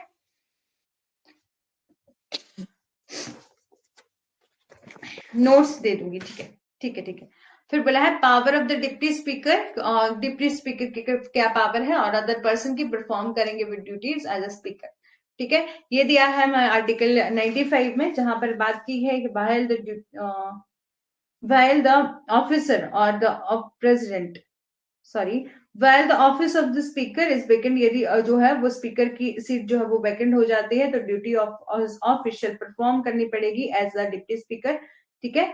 तो यदि स्पीकर की जो स्पीकर जो है वो अपनी जो कुर्सी पर नहीं है, मतलब सीट जो है वो उनकी वैकेंट है, तो उन उनका काम कौन करेंगे? डिप्टी स्पीकर करेंगे, और डिप्टी स्पीकर भी नहीं है तो और deputy speaker is also vacant, then such member, कोई भी member of house of people जो है वो प्रेसिडेंट के द्वारा अपॉइंट किया जाएगा इस पर्पज के लिए, ठीक है। यहाँ पर बोला है कि पावर क्या है डिप्टी स्पीकर और द स्पीकर की, ठीक है। तो बोला है कि यदि डिप्टी स्पीकर जो है वो नहीं होएगा, मतलब यदि स्पीकर चले गए, मतलब उनका ऑफिस जो वो मतलब वेकेंट हो गया, तो कौन काम करेंगे? डिप्टी स्पीकर, और डिप्टी स्पीकर भी चले गए तो कौन अपॉइंट करेंगे? हमारे प्रेसिडेंट ऑफ इंडिया जो है वो किसी भी पर्सन को अपॉइंट कर देंगे डिप्टी स्पीकर इस काम के लिए, डिप्टी स्पीकर नहीं, किसी भी मेंबर को अपॉइंट कर देंगे। फिर बोला है 96 में, बोला है स्पीकर और the deputy speaker are not preside while a resolution for the removal from the office under the consideration, ठीक है। और फिर बोला है salary and allowance of the chairman और डिप्टी चेयरमैन के बारे में, इनकी क्या कुछ सैलरीज है इनके बारे में दिया गया हमारा आर्टिकल 97 में, ठीक है। एज ए स्पीकर और डिप्टी स्पीकर और सेक्रेटरी ऑफ पार्लियामेंट की बात करी गई है आर्टिकल 98 में, ठीक है। सैलरीज के बारे में देख लेते हैं, तो बोला है there shall be paid to the chairman and deputy chairman of the council of state to the speaker and the deputy speaker of the house of the people, such salaries or allowance may be respectively parliament by the law, ठीक है, until the provision of the behalf set made। And बोला है कि उनको salary जो है वो किस तरीके से दी जाती है, तो अब जानते हैं कि हमारी जो भी बोला है जो सैलरी है वो दी जाएगी काउंसिल ऑफ, चाहे आप डिप्टी चेयरमैन की बात कर लीजिए, कि राज्यसभा के डिप्टी चेयरमैन की बात कर लीजिए, या तो आप स्पीकर ऑफ द लोकसभा की बात कर लीजिए, ये फिक्स की जाती है। उनकी जो सैलरी है वो और अलाउंस है वो रिस्पेक्टिवली फिक्स किए जाते हैं पार्लियामेंट के द्वारा, ठीक है। और अंटिल द प्रोविजन जो है वो बना सकती है पार्लियामेंट, जो है वो टाइम टू टाइम इनकी सैलरी से रिलेटेड प्रोविजन जो है वो बना सकती है, ठीक है। और 98 में दिया है सेक्रेटरी ऑफ द पार्लियामेंट, ठीक है, जहां पर बात की है each house of parliament shall have the separate secretary, जैसे कि हर एक हाउस ऑफ पार्लियामेंट, चाहे आप लोकसभा की बात कर लीजिए या राज्यसभा की बात कर लीजिए, वहां पर सेपरेट सेक्रेटरी है अपना स्टाफ का, और provided that nothing in this clause shall be construed और प्रिवेंट हमारा preventing the creation of the post और common to both of the houses, ठीक है। और पार्लियामेंट जो है मे बाय लॉ रेगुलेट करेगी कि रिक्रूटमेंट और the condition of service of a person और अपॉइंट किस तरह से करे जाएंगे, जो भी उनका सेक्रेटरेट का स्टाफ जो होएगा, ठीक है, उसको किस तरह से जो है वो अपॉइंट करना है, किस तरह से रिमूव करना है, उन सभी का प्रोविजन जो है वो कौन बनाती है, हमारी पार्लियामेंट ही बनाती है। अब बात करते हैं कंडक्ट ऑफ ऑफिस की, जहां पर बात की है ओथ और अफर्मेशन बाय पार्लियामेंट, ठीक है, कि ओथ और अफर्मेशन जो है वो किस तरीके से होगी, और शब्द और जो हमारी सदस्य की शब्द और प्रतिज्ञा, आप जानते हैं कि हमारी ओथ जो कि हमने प्रेसिडेंट वाइस प्रेसिडेंट इन सभी की भी देखी थी, तो हमारे प्रेसिडेंट को ओथ कौन दिलाते हैं, हमारे चीफ जस्टिस ऑफ इंडिया दिलाते हैं, ठीक है। वाइस प्रेसिडेंट को कौन दिलाते हैं, वाइस प्रेसिडेंट को प्रेसिडेंट दिलाएंगे, ठीक है। और चीफ जस्टिस ऑफ इंडिया के साथ 2 सीनियर मोस्ट जज भी होते हैं सुप्रीम कोर्ट, ठीक है। Every member of either house of parliament shall before taking the seat, बोला है जब भी वो अपनी इलेक्शन जो है वो उसके बाद जो है वो अपनी सीट को होल्ड करते हैं, उससे पहले क्या करते हैं, वो ओथ लेते हैं। प्रेसिडेंट और some person appoint in the behalf by, किसके सामने, प्रेसिडेंट के सामने, और कुछ ऐसे पर्सन हैं जिनको भी अपॉइंट किया जाता है, मतलब बिहाफ ऑफ हिम, और affirmation according to the form set out the purpose of the third schedule, जो भी हमारे थर्ड शेड्यूल में दिए गए हैं प्रोविजन, उसके अकॉर्डिंग जो है वो ऑथ एंड अफर्मेशन जो है होगी, ठीक है। कौन दिलाएंगे, बिफोर द प्रेसिडेंट जो है वो उनको ओथ दी जाएगी, ठीक है। वैसे समझ में आ रहा है मैं क्या बोल रही हूँ, थोड़ा थोड़ा, ठीक है, बहुत डिटेल में तो नहीं जा रही हूँ, लेकिन कुछ एक चीजें हैं जो जो थोड़ी बहुत इंपॉर्टेंट है वो बता रही हूँ, ठीक है। Voting in house parliament, sorry, voting in house, हाँ यहाँ पे लिखे voting in house power of house act to act notwithstanding vacancies and quorum, ठीक है। और यहाँ पर वैकेंसीज और कोरम की बात की गई है कि उनका सेशन जो है वो कब तक होगा, कब तक नहीं होगा, इसको आप पढ़ लीजिएगा। फिर बोला है disqualification of member, disqualification of member का क्या मतलब है कि एक पर्सन को कब जो है वो मतलब डिस्क्वालीफाई किया जाएगा मेंबर बनने के लिए, ठीक है। तो बोला है वेकेशन ऑफ द सीट, ठीक है, यदि जो है वो सीट जो है वो उनकी खाली हो गई, ठीक है। No person shall the member of both house of parliament, ठीक है, कोई भी पर्सन जो है वो यदि member, no person shall be member of the house of parliament, the provision shall be made parliament by the law, ठीक है। कोई भी पर्सन बोले किसी भी, यदि कोई प्रोविजन बनाया जा रहा है पार्लियामेंट के अकॉर्डिंग, ठीक है, ओके, और vacation by the person who is chosen as a member of the both house of his seat or house of other, ठीक है। कोई भी बोला है मेंबर होगा बोथ हाउस ऑफ पार्लियामेंट का, वो प्रोविजन जो भी बनाए जाएंगे हमारे पार्लियामेंट बाय द लॉ के द्वारा, ठीक है, फॉर द वेकेशन की जो भी सीट जो है वो खाली रह गई है, ठीक है, उनके लिए जो है प्रोविजन बनाएंगे, कौन बनाएगी, हमारी पार्लियामेंट बनेगी, ठीक है। और फिर बोला है इसके बाद भी बहुत सारी चीजें, इसको जो है वो आप खुद पढ़ लीजिएगा। बेयर एक्ट से वैसे मैं यदि नोट्स भी दूंगी तो मैं कहाँ से दूंगी, हमारे वेयर एक्ट से ही दूंगी, ठीक है। यदि आपके पास वेयर एक्ट होंगे तो आप खुद देख लीजिएगा, अदरवाइज मैं नोट्स जो है वो दे दूंगी। क्या करेंगे आप, रश्मि गुड़िया बता दीजिए मेरे को।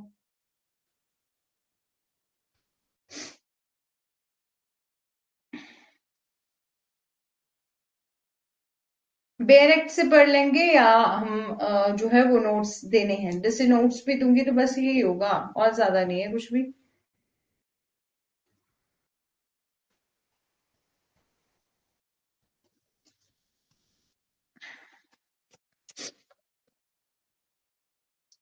फिर बोला है डिस्क्वालिफिकेशन ऑफ मेंबर की बात करी गई है, एक पर्सन कब डिस्क्वालीफाई होगा for member of the parliament either house of parliament. एक तो बोला है कि उसने कि कब जैसे वो डिस्क्वालीफाई होएगा, ठीक है, यदि वो उन्होंने होल्ड करके रखा है ऑफिस। तो मैं पूछ रही हूँ कि नोट्स चाहिए या बेयर एक्ट से पढ़ लेंगे, मतलब नोट्स तो मैं, एक मिनट, वैसे तो मैं डेली की डेली जो क्लासेस होंगी उनके नोट्स तो मैं दूंगी ही, लेकिन अभी मैं बात कर रही हूँ यदि हमारा यूनियन भी हो जाता है, सॉरी यूनियन जुडिशरी भी हो जाता है, तो नोट्स चाहिए या नहीं चाहिए, ये पूछ रही हूँ मैं। ठीक है। फिर बोला है कि कौन पर्सन जो है वो कब डिस्क्वालीफाई किया जाएगा एज ए मेंबरशिप से। तो उसको यदि वो होल्ड कर रहा है ऑफिस ऑफ प्रॉफिट, यदि कोई ऑफिस ऑफ प्रॉफिट जो है वो उसने होल्ड करके रखा हुआ है, तब उसको डिस्क्वालीफाई जो है वो किया जा सकता है। मतलब कहीं कहीं भी वो अदर किसी डिपार्टमेंट से, चाहे वो गवर्नमेंट जॉब में हो या किसी भी डिपार्टमेंट में हो, उसने कोई ऑफिस ऑफ प्रॉफिट जो है वो उसने होल्ड करके रखा है, तब उसको डिस्क्वालीफाई किया जा सकता है। और यदि वो अनसाउंड माइंड हो जाता है, नोट्स में पूरा ही पूरे हैं डिटेल।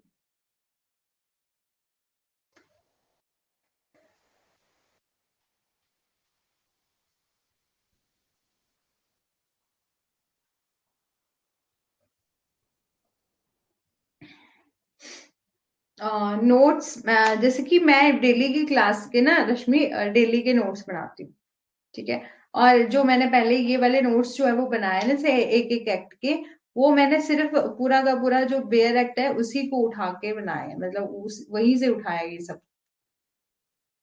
तो बोल रही थी मैं कि आपको यही सेम चाहिए, या जो है वो मैं अलग से, जैसे कि अलग से पूरा पीडीएफ बना के आपको सेंड कर दूं, बस ये बोल रही हूँ कि आपके पास बेयर एक्ट है या नहीं। ठीक है, बाकी मैं दे दूंगी, रहने दो रहने दो। ठीक है। यहाँ देख लीजिए कि बोला है कि एक पर्सन को कब डिस्क्वालीफाई किया जा सकता है, यदि वो होल्ड करके रखा हुआ है उसने कोई ऑफिस। ठीक है। तो उसको जो है प्रॉफिट ऑफ ऑफिस जो यदि होल्ड करके रखा है, तो उसको डिस्क्वालीफाई जो है वो किया जा सकता है। यदि कोई पर्सन क्या हो गया, अनसाउंड माइंड हो गया, तब भी। ओके, कोई बात नहीं कोई बात नहीं, हाँ जी रश्मि मैं दे दूंगी नोट, मत लो अभी टेंशन। ठीक है। हाँ। ठीक है। यदि कोई अनसाउंड माइंड हो गया, ठीक है, और एक अनडिस्चार्ज इंसॉल्वेंट हो जाता है, ठीक है, तब भी वो बोला है कि वो डिस्क्वालीफाई हो जाएगा उसके मतलब मेंबरशिप से। ठीक है। उसको हटाया जा सकता है। और यदि वो नॉट सिटीजन ऑफ इंडिया है, यदि वो सिटीजन ही नहीं है हमारे इंडिया का, उसको भी जो है वो डिस्क्वालीफाई किया जा सकता है। ठीक है, यहां तक समझ में आ गए, तो नेक्स्ट चलते हैं। बोला है एक 103 में, decision on the question of as a disqualification of member.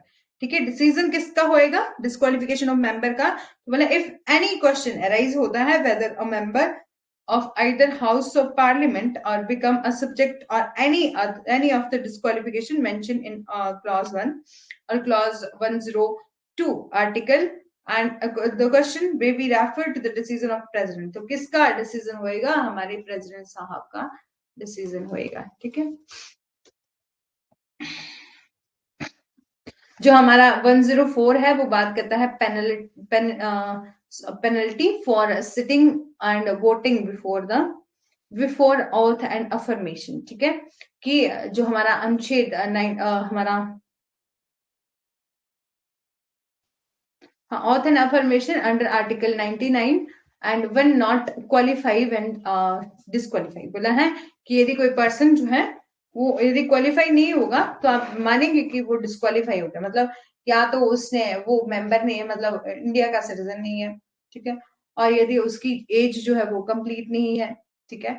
और या तो वो इलेक्शन, जैसे कि लोकसभा में अपॉइंट किया गया है और वो इलेक्शन जो है वो फाइट करके नहीं आया, और 6 मंथ के अंदर जो है यदि इलेक्शन करवाया भी जा रहा है, तब भी वो इलेक्ट नहीं होता है, चुना नहीं जाता है, तो भी वो डिस्क्वालीफाई हो सकता है। ठीक है।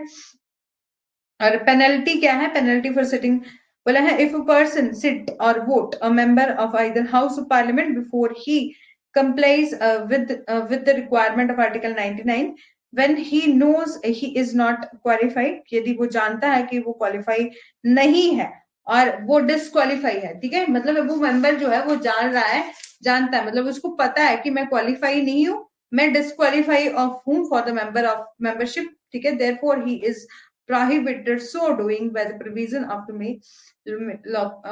may be law made by parliament, and shall be liable in respect of the each day on he is so sit and vote on the penalty of the 500 rupees।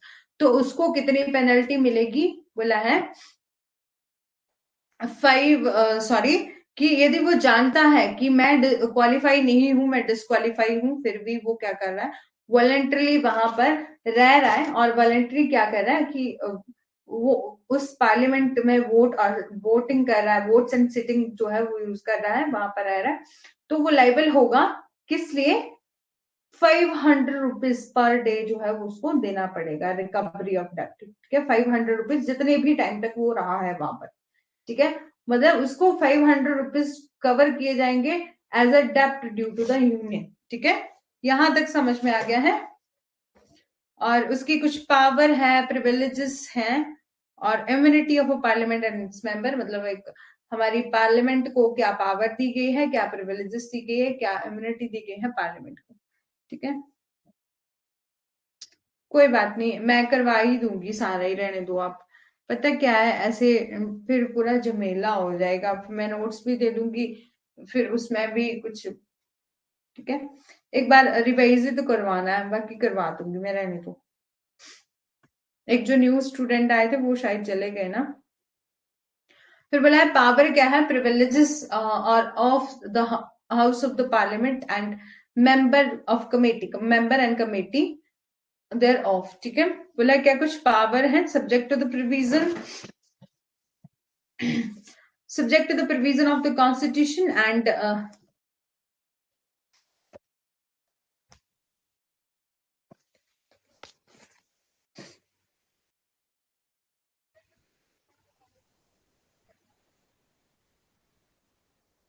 एक मिनट,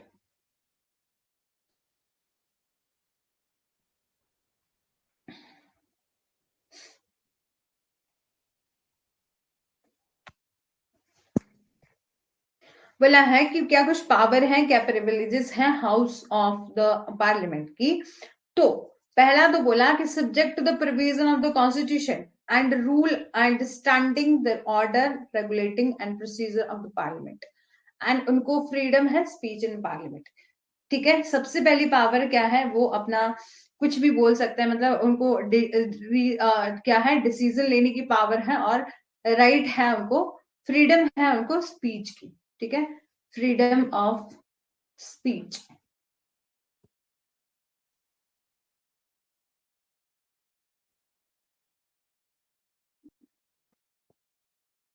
ठीक है, freedom of speech है। और दूसरा बोला कि no member of parliament shall be liable any proceeding any court in respect of any, और किसी भी मेंबर को क्या है, किसी भी मेंबर ऑफ पार्लियामेंट को के खिलाफ कोई भी प्रोसीडिंग जो है वो कोर्ट में नहीं चलाई जाएगी, ये उसकी पावर है, ठीक है, और वो वोट कर सकता है गिवन बाय द पार्लियामेंट और any committee, no person shall be liable on the in respect of publication, और किसी भी पर्सन को पब्लिकेशन के लिए जो है वो लाइबल जो है वो ठहराया नहीं जाएगा, under the authority of each either house of the parliament, चाहे आप रिपोर्ट की बात कर लीजिए, चाहे पेपर की या वोट और प्रोसीडिंग की, ठीक है। और जो थर्ड क्या प्रिविलेजेस दिए, रश्मि गुड़िया समझ में आ रहा है, ठीक है।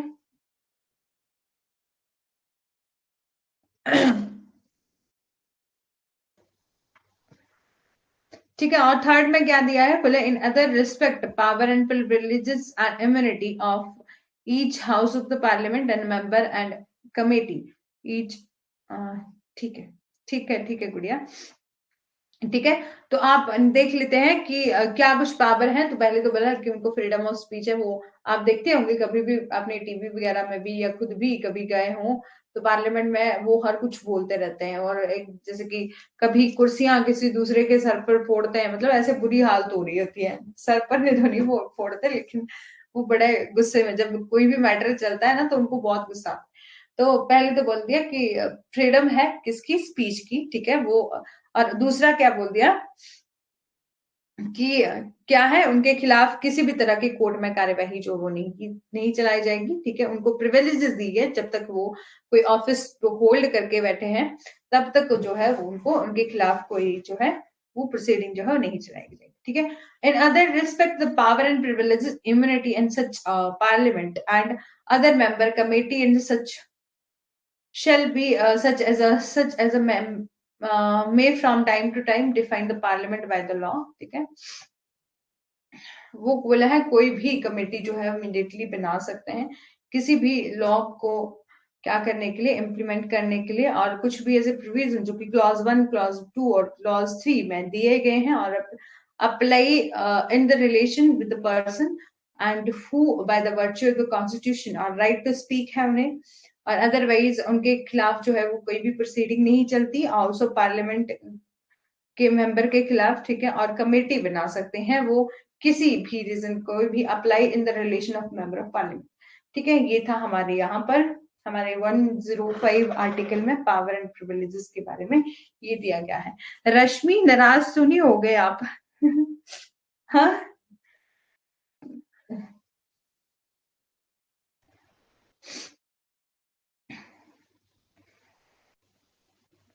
और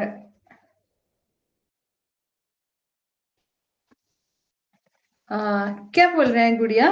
मैम सॉरी, बेयर एक्ट से रीड करना है।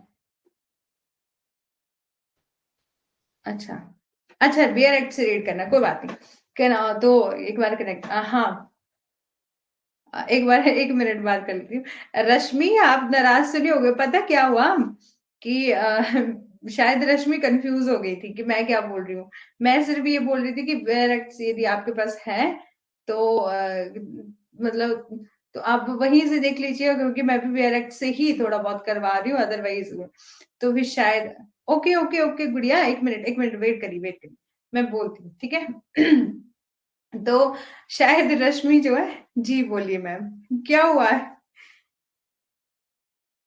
हाँ हाँ, तो तभी तो मैं बोल रही हूँ कि शायद आप उस टाइम समझ नहीं पा रहे थे ना कि, लेकिन अब जो है वो मैं कल से जो है पूरे नोट्स जो है वो बना के आऊंगी, ठीक है, जिससे आपको कंफ्यूजन नहीं होगी ना। क्योंकि ये भी मैं जो है लेके आई हूँ, शायद आपके पास पेयर एक्ट नहीं होगा तो फिर बहुत दिक्कत हो जाएगी, कोई बात नहीं, ठीक है। कल मैं वो यूनियन जुडिशरी का पूरा ही डू नोट्स बना के लेके आऊंगी और जल्दी जल्दी यहाँ पर रिपीट कर। एक और बात कि रश्मि, जैसे कि जैसे मैं क्लास में कई बार, आप जैसे गुड़िया भी नहीं होते है ना, तो रश्मि होती है क्लास में, तो हमारी ये क्लास जो है रिकॉर्डिंग में ही रिकॉर्डेड होती है और वही यूट्यूब पर जो है वो चलाई जाती है। तो मैं वहां बार बार रश्मि बोल रही थी, तो नीचे ना एक कोई था, गुरी नाम का, पता नहीं लड़का था या लड़की थी, वो मैंने उनकी लाइव चैट देखी ना, तो वो बोलते मैम हम भी हैं, हमको भी बोलो, रश्मि रश्मि बोले जा रहे हो। शायद उनको समझ ही नहीं आ रहा होगा कि वो रिकॉर्डिंग क्लासेस हैं वो जो चलाई जा रही है। आप नोट्स दे देना, हाँ हाँ। नहीं नोट्स नहीं, मैं एक बार यहाँ भी रिवाइज जो है वो करवा दूंगी, ठीक है, कोई बात नहीं। हाँ गुड़िया आप सुनिए, power and privileges of the house of parliament के बारे में हमने क्या आपको देखा। जो हमारा फर्स्ट क्लॉज है वहां पर बात की गई है कि subject to the provision of the constitution and rules and standing order regulating the procedure of the parliament, ठीक है, there shall the freedom of the speech in parliament, कि उनको क्या है, फ्रीडम है स्पीच की, बोलने की। आप जानते हैं कि उस टाइम, जैसे कि मैंने अभी थोड़ी देर पहले भी बोला, कि जो हमारे पार्लियामेंट के जो लोग हैं, जैसे कि अपोजिशन, जैसे एक साइड क्या होता है कि जो रूलिंग पार्टी है जो जीत कर आई होती है, वो उनकी वो बैठे होते हैं सारे, और एक साइड क्या होता है जो हमारी ऑपोजिशन पार्टी है वो बैठी होती है। और यदि वो थोड़ा सा भी कहीं गलत बोल देते हैं तो रूल ऑपोजिशन पार्टी जो एकदम से क्वेश्चन करती है, और ऑपोजिशन पार्टी के खिलाफ जो है वो एकदम से क्वेश्चन जो है वो कौन करते हैं, जो हमारी रूलिंग पार्टी। इसलिए वो जो वहां पर बैठे होते हैं ना, कई बार वो हर कुछ ही बोलते रहते हैं, जैसे गालियां भी लग पड़ते हैं निकालने। तो बोला है कि उनको क्या है, स्पेशली पावर दी गई है कि उनको इस बात की इम्यूनिटी दी गई है, छूट दी गई है कि यदि वहां पर पार्लियामेंट में बैठे हुए उन्होंने कुछ बोल भी दिया तो उनके खिलाफ कभी जो है वो डेफेमेशन का केस कोई नहीं चलाता, ठीक है। यदि ऐसे चलाने लगे तो पता नहीं कितने ही केस जो है हमारे कोर्ट्स में हो जाए, ठीक है। और जो सेकंड दिया गया है वहां पर बोला है no person of parliament shall be liable to any proceeding, की किसी भी पर्सन को जो पार्लियामेंट में है उनके खिलाफ कोई कार्यवाही जो है वो नहीं चलाई जाएगी इन रिस्पेक्ट ऑफ कोर्ट और anything said in the any vote, ठीक है, or given by him or in parliament, ठीक है, any committee of the no person shall be so liable in respect of publication, ठीक है।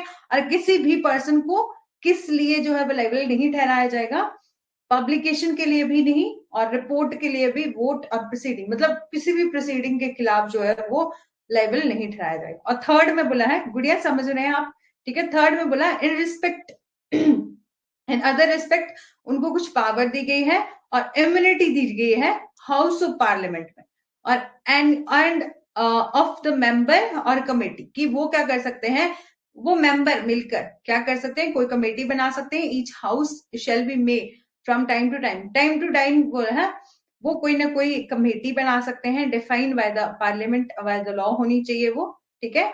और एंड अंटिल सो डिफाइंड, ठीक है, shall those of the house and the its member and committee immediately before the coming into force, ठीक है, कि वो क्या कर सकते हैं, जो है बना सकते।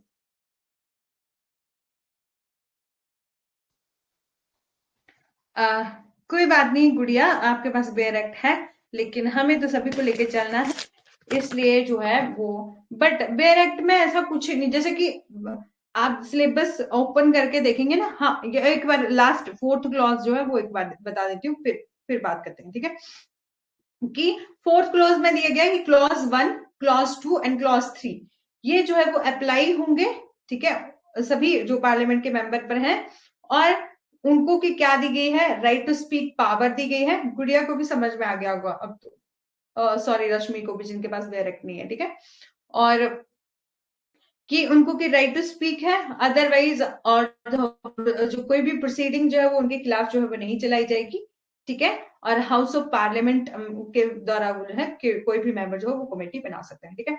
यहाँ तक जो है वो कंप्लीट हो चुका है।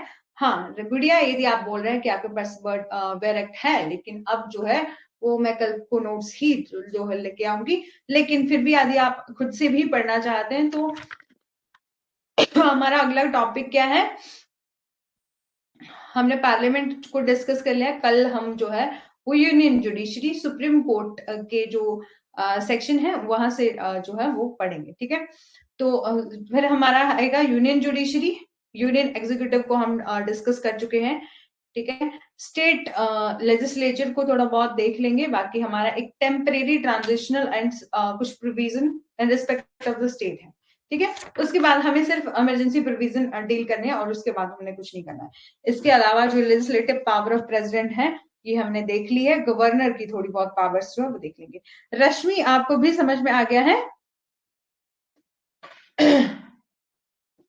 तो नेक्स्ट चलते हैं, ठीक है।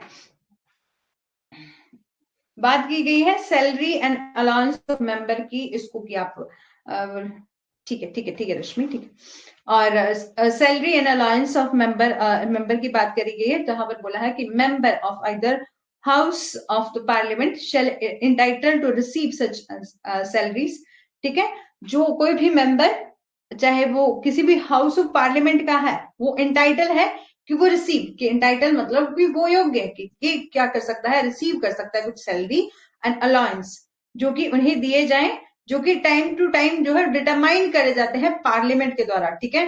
मतलब जब भी उनको कोई सैलरी देनी होगी, कि जब कोई अलाउंस देना होएगा, तो वो सब कुछ डिसाइड होता है पार्लियामेंट के द्वारा। जैसे कि हमने देखा ना कि हमने जब प्रेसिडेंट की सैलरीज देखी थी, तो हमने उस दिन भी देखा था कि 1998 में, 1995 में इतनी थी, 98 में फिर थोड़ी सी बढ़ गई, ठीक है, पहले 10,000 थी, फिर 15,000 होगी, फिर हमारा अलाउंस जो है वो हमारा 30,000 हो गया था, ठीक है। उसी तरीके से अब जो है वो एट प्रेजेंट पर 5 लाख रुपीज है ना। इसी तरीके से बोला है ये जो सैलरी का प्रोविजन है, ये जो है वो पार्लियामेंट ही डिसाइड करती है, until the provision respect of made और allowance at rate upon such condition or were immediately before the commencement of the constitution applicable to the in case of member of the constituent assembly, ठीक है,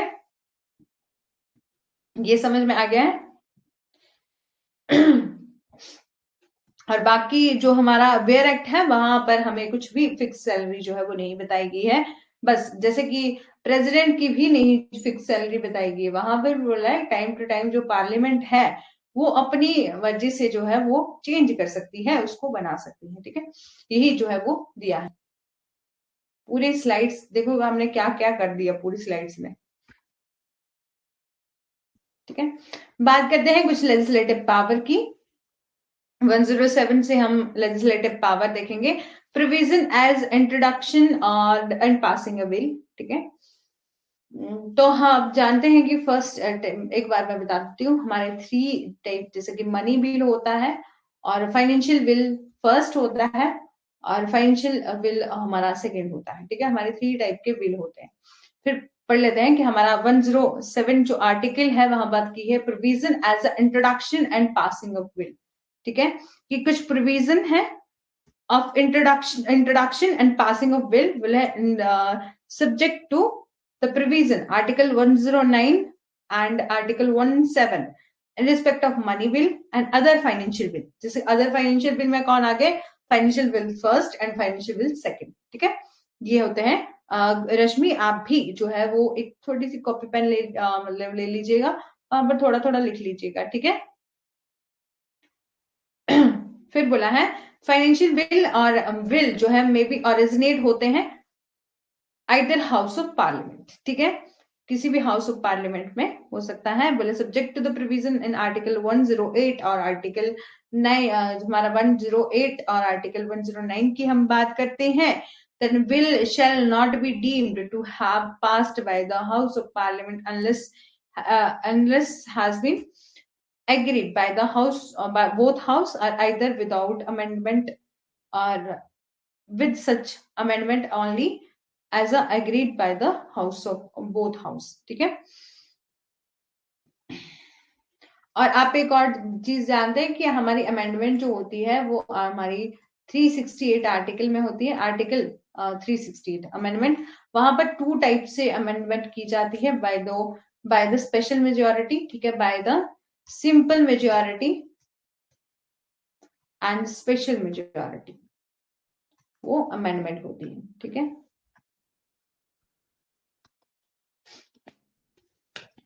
हाँ।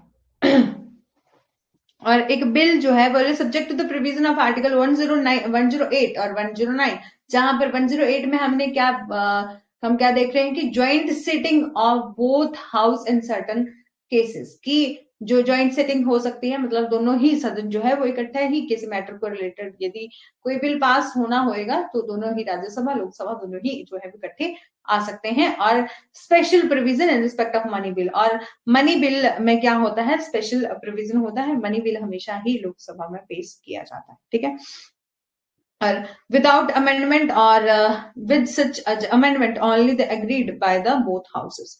और third clause जो है वो बात करता है बिल जो पेंडिंग है इन पार्लियामेंट में shall not lapse by reason of the prorogation of house. ठीक है, और हमारा फोर्थ बात करता है a bill pending in council of the state, यदि बिल पेंडिंग है किसमें, राज्यसभा में, which has no not passed by the house of the people, कि उसको की पास नहीं किया गया है हमारे लोकसभा के द्वारा, शेल नॉट लैप्स, वो लैप्स नहीं होगा on the dissolution of the house of the people, कि जब हमारी हाउस ऑफ पीपल कब डिसोल्यूशन होता है उसका, जब हमारा टाइम पीरियड खत्म हो गया या हमारे प्रेसिडेंट के द्वारा। डिसोल्यूशन का क्या मतलब है कि कब जो है वो भंग हो जाती है। भंग कब होती है, जब हमारा पूरा टाइम पीरियड खत्म हो गया, 5 साल हो गए, उसके बाद जो है वो नेक्स्ट इलेक्शन होंगे, तब वो लोकसभा जो है वो डिसॉल्व हो जाती है। ठीक है, और बिल जो है जो पेंडिंग होगा हाउस ऑफ पीपल में, ठीक है, मतलब एक तो बोल दिया कि ऐसा बिल जो कि हमारे राज्यसभा में पेंडिंग है। ठीक है, कोई भी बिल जो है वो मतलब चल रहा था, ठीक है, अभी वो पास नहीं हुआ, राज्यसभा में पेंडिंग है और पास नहीं हुआ है हमारी लोकसभा में भी, तो वो लैप्स नहीं होगा उसका टाइम पीरियड। और कि यदि हाउस ऑफ पीपल, यदि हमारी लोकसभा डिसोल्यूशन भी हो गई तब भी वो क्या है, लैप्स नहीं होगा। ठीक है, और फोर्थ क्लॉज में, फिफ्थ में बोला गया है कि बिल जो कि पेंडिंग है हाउस ऑफ पीपल में, मतलब लोकसभा में वो पेंडिंग है, कहानी को लोकसभा में यदि वो पेंडिंग है, ठीक है, पेंडिंग,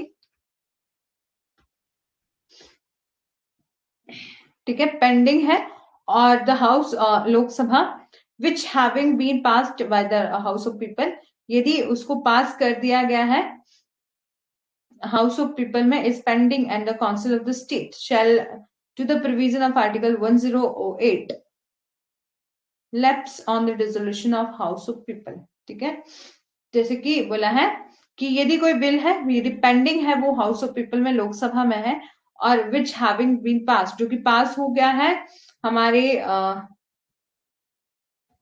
यदि वो लोकसभा में क्या है वो पास हो गया है और राज्यसभा में पेंडिंग है, तो जब हमारी जो हाउस ऑफ पीपल जो लोकसभा है वो लैप्स होगी, डिसोल्यूशन होगी, उसका टाइम पीरियड जो है वो भी जो है वो लैप्स हो जाएगा। ठीक है, 108 की बात करी गई है जहां पर बोला है ज्वाइंट सिटिंग की, ज्वाइंट सिटिंग यदि कोई ऐसा बिल है जो दोनों हाउसेज में पास जो है वो किया जाना है, उसके लिए ज्वाइंट सिटिंग जो है वो बिठाई जा सकती है बोथ हाउस की। ठीक है, एक बार मैं इसको कल से भी पूरा चार्ट के थ्रू जो है वो समझा दूंगी। ठीक है,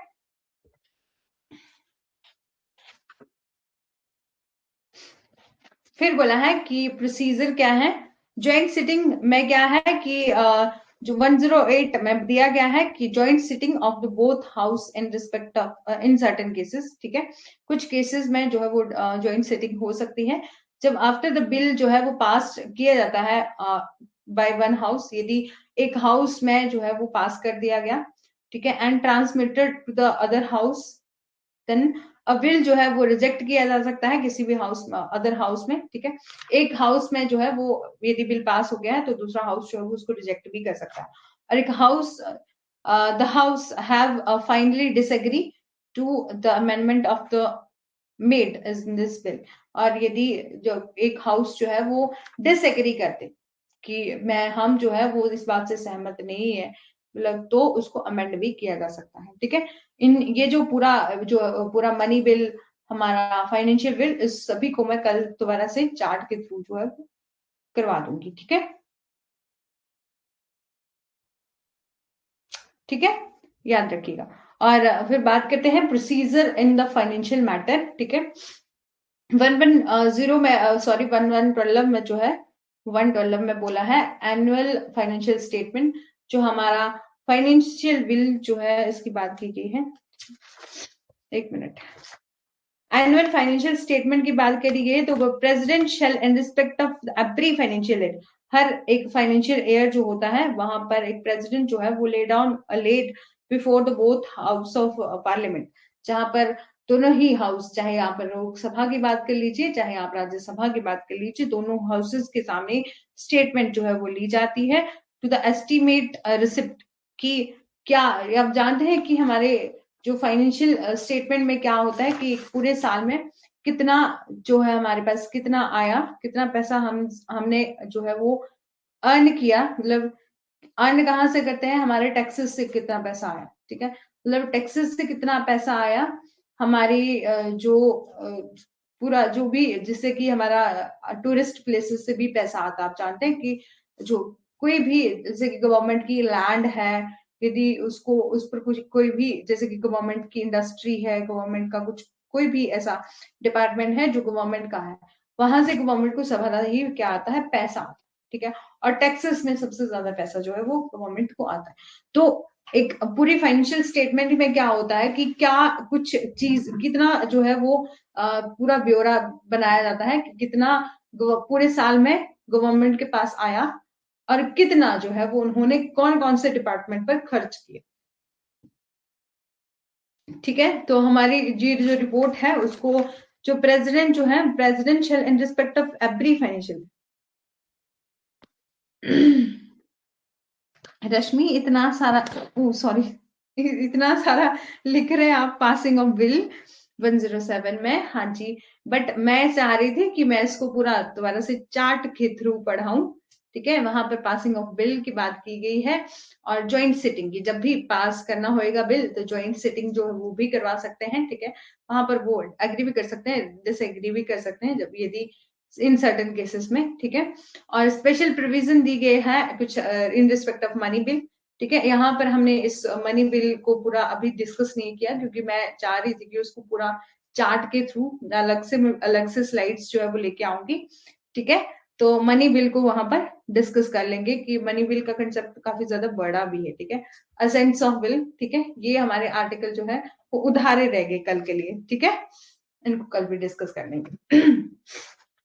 बात करते हैं हमारा procedure in finance matter, financial statement, procedure in financial matter and हमारा 112 जो आर्टिकल है 112 जहां पर बोला है कि वार्षिक वित्तीय विवरण की पूरी एक स्टेटमेंट जो है वो प्रेसिडेंट के सामने जो है पेश की जाएगी, कितना आपने खर्च किया, कितना हम अपना हमारे गवर्नमेंट को आया, ठीक है। वहां पर बोला है president shall in respect of the every financial year cause to lay down both the house of parliament a statement और एस्टिमेट दिया जाता है, जैसे कि पूरा एस्टिमेट दिया जाता है ना, किसी भी घर को, जैसे कि आपने नॉर्मल एक घर का ही निर्माण करना हो तो पूरा एक एस्टिमेट बनाया जाता है कि जैसे कि इस पर्टिकुलर मटेरियल पर आपको इतना पैसा लगेगा और इतना इतना मतलब पूरा हमारा जितना कि कितना खर्चा जो है वो आएगा, ठीक है। बोला है पूरा एस्टिमेट जो है वो दिया जाता है, पूरा एक्सपेंडिचर ऑफ द गवर्नमेंट के गवर्नमेंट ने पूरे साल में क्या एक्सपेंडिचर किया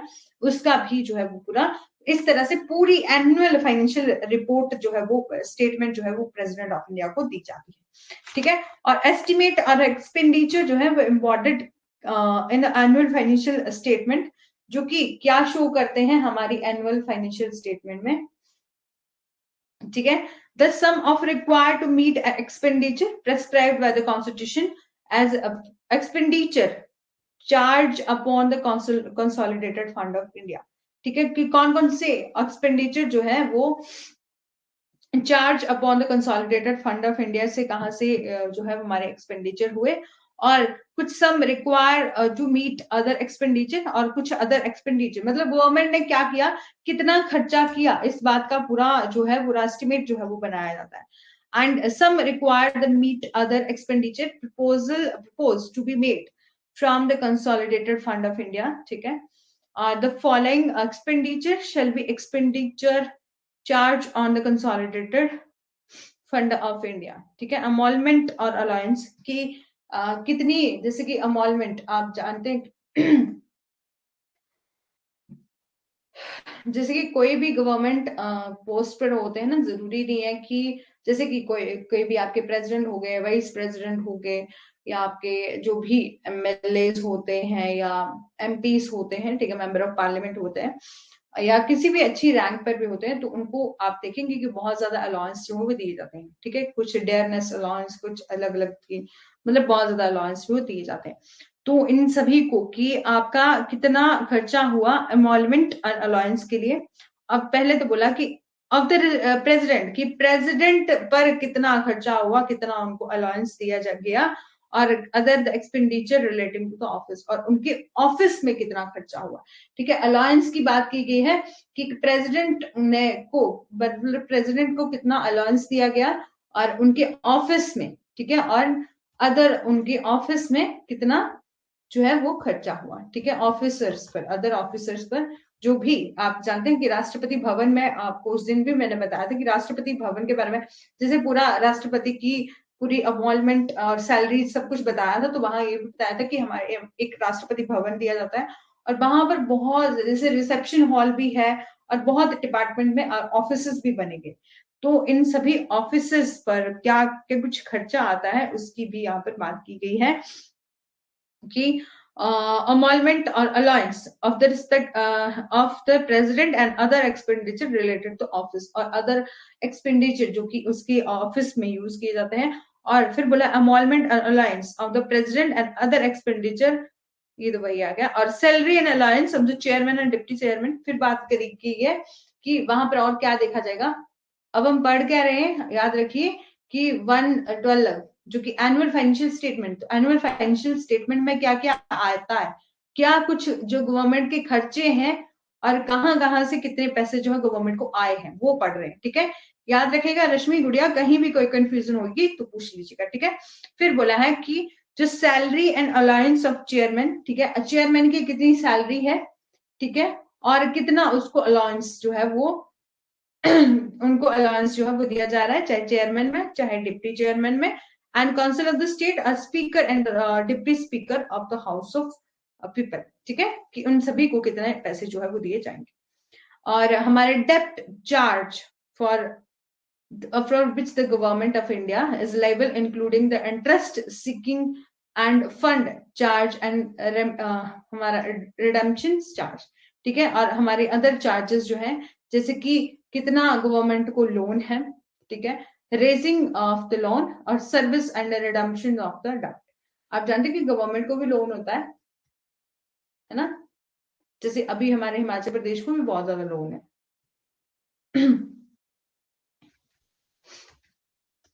यहां तक समझ में आ रहा है? रश्मि गुड़िया एक बार बता दीजिए, ठीक है।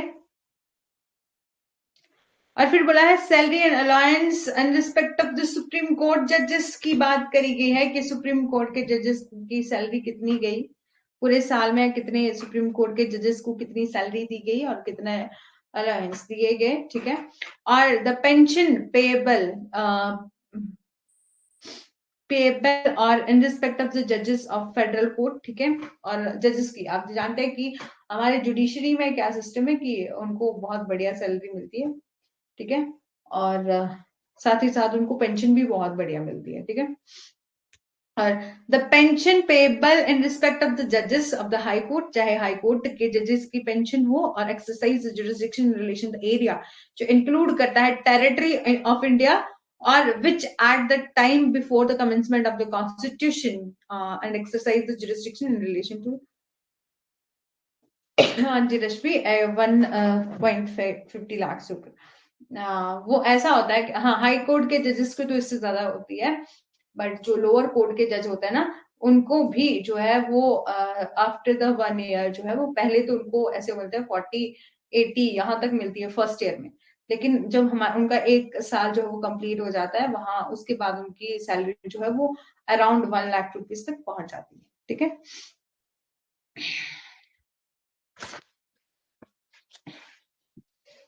बट ये है कि बहुत सरदर्दी भी होती है उस काम में, बहुत टेंशन वाली जॉब है वो। ठीक है। और बोला है कि और उनकी सैलरी इतनी ज्यादा हाई, वैसे सैलरी नहीं होती इतनी ज्यादा हाई, जो जैसे जुडिशियल मजिस्ट्रेट जो जो लोअर भी है, उनकी सैलरी इतनी नहीं होती, बट उनको अलाउंस बहुत ज्यादा मिलते हैं। जैसे कि उनका जो पूरा, जैसे कि रेजिडेंस फ्री होता है उनको, फिर उनको जो है, स्लाइड बदलो, हाँ पूरी भर गई है ना। हाँ मैं बोल रही थी कि उनको सैलरी जो है वो इतनी ज्यादा नहीं मिलती, बट मतलब सैलरी उनको नॉर्मली होती है, लेकिन बाकी अलाउंस जैसे कि आपकी उनको, जैसे कि उनका फोन बिल जो है वो बिल्कुल नहीं होएगा, फ्री डाटा मिलता है, मतलब जितना मर्जी आप डाटा इंटरनेट यूज करो, ठीक है। इंटरनेट यूज करो, फिर उनको डेली के डेली पता नहीं एक मंथ में मिलता है कि 60 लीटर पेट्रोल मिलता है, क्या पता नहीं इतना मिलता है, मतलब अलाउंस बहुत ज्यादा मिलते हैं, ठीक है। ये सब था कि फिर है एब्रिविएशन, हमारा कहाँ तक पहुंचे थे हम। हाँ, सैलरी देख लेते, salary allowance of the pensionable pension payable in respect of the controller and auditor general, ठीक है। और अब रश्मि क्या करे, पूरी स्लाइड्स भरी गई है, तो कहाँ को जाना है? तभी तो मैं बोल रही, कल मैं ना दोबारा से भी आपको वो पूरा मनी बिल करवाऊंगी ना, तो मैं अलग से स्लाइड्स जो है वो खाली रखूंगी।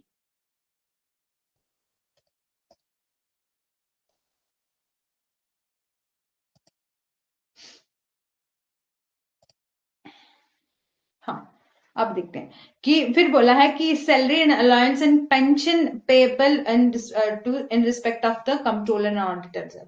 हमने देखी प्रेसिडेंट की, फिर हमने देखी डिप्टी एंड हमारे स्पीकर और डिप्टी स्पीकर की, चेयरमैन की, इन सभी की अलाउंस कितनी गई, कितना उनको सैलरी गया, ये सब जो है वो देखा जाता है। Salary and allowance of payable in respect of supreme court के जजेस की कितनी सैलरी गई, ठीक है। और हाई कोर्ट के जजेस जो है उनको कितनी सैलरी गई, साथ ही साथ उनकी पेंशन भी देखी जाती है कितनी मिली। आप जानते हैं हमारे, जैसे कि सुप्रीम कोर्ट के जज, जैसे कि हमारे सीजीआई जो है वो थोड़े टाइम के बाद बदलते रहते हैं, और उनको जो है रिटायर कर दिया जाता है। जब आप सोचो कि इतनी बड़ी पोस्ट से आप जा रहे हो, तो उनको सैलरी कितनी ज्यादा मिलती होगी, है ना। तो ये सारे ही किसके खर्चे होते हैं? गवर्नमेंट के खर्चे होते हैं, और इन सभी की रिपोर्ट जो है वो बनानी पड़ती है। और हमारा फिर बोला है any sum required safety satisfied any judgement decree award और arbitral tribunal or any other expenditure declared by the constitution by the parliament, और कोई भी अदर एक्सपेंडिचर, ठीक है, कोई भी ऐसा अदर खर्चा जैसे कि अदर खर्चे में भी बहुत ज्यादा आ जाते हैं कि आपने रोड में कितना पैसा लगाया, आपने वाटर फैसिलिटीज पर कितने पैसे लगाए, कितने लोगों को रोजगार दिया, कौन सी इंडस्ट्री लगाई, गवर्नमेंट की बात कर रही हूँ, है ना। तो ये सारे ही खर्चे की स्टेटमेंट किसको दी जाती है, हमारी प्रेसिडेंट ऑफ इंडिया को दी जाती है, ठीक है।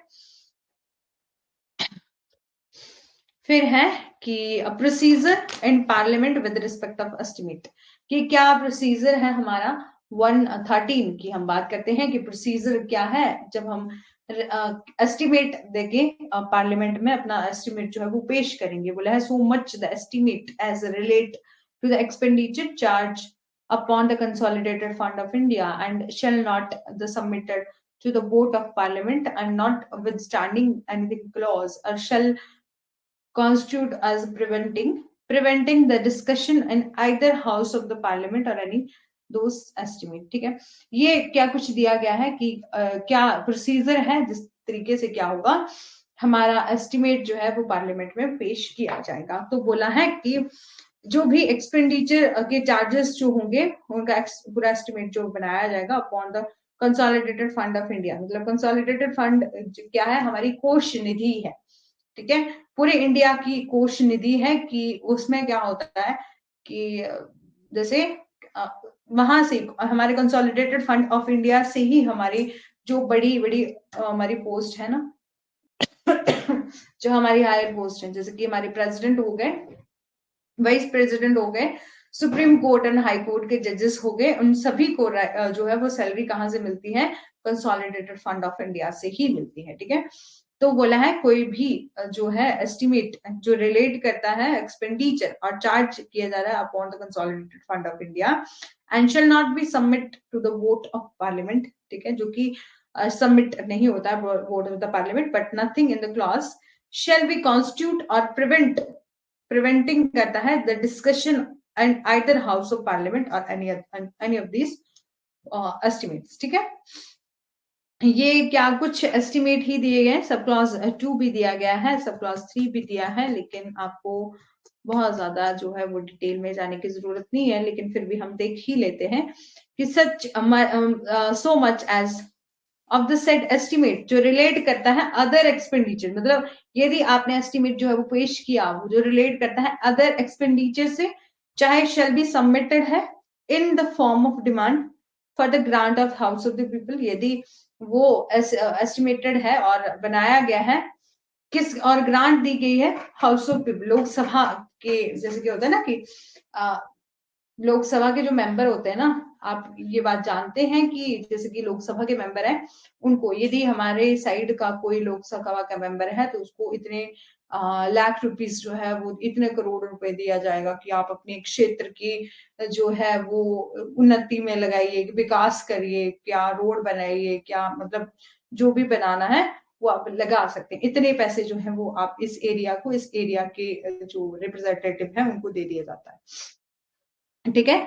Grant of house of the people and house of the people shall have a power to assent, और हाउस ऑफ पीपल के पास क्या है, पावर है उसको असेंट देने की और रिफ्यूज करने की, ठीक है, और डिमांड करने की और assent to any demand subject to the reduction of any amount, ठीक है। क्योंकि उन जैसे कि उन हाउस ऑफ पार्लियामेंट में कितने पैसे की ग्रांट जो है वो किस भी मंत्री को दे दी है, तो उसके पास पार्लियामेंट के पास पावर है कि वो क्या कर सकते हैं, उसको क्या ग्रांट भी कर सकते हैं, उस पर असेंट भी दे सकते हैं, उसको रिफ्यूज भी कर सकते हैं, ठीक है, और उनकी एनी डिमांड के ऊपर, ठीक है। यहां तक समझ में आ गया है, तो नेक्स्ट चलते हैं,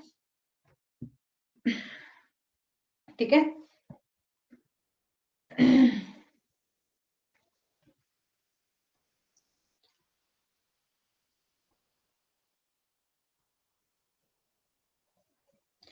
फिर दिया है अप्रोप्रिएट बिल, यहाँ पर सिर्फ अप्रोप्रिएट बिल की बात की गई है, जो हमारा विधेयक जो है विनियोग विधेयक, ठीक है।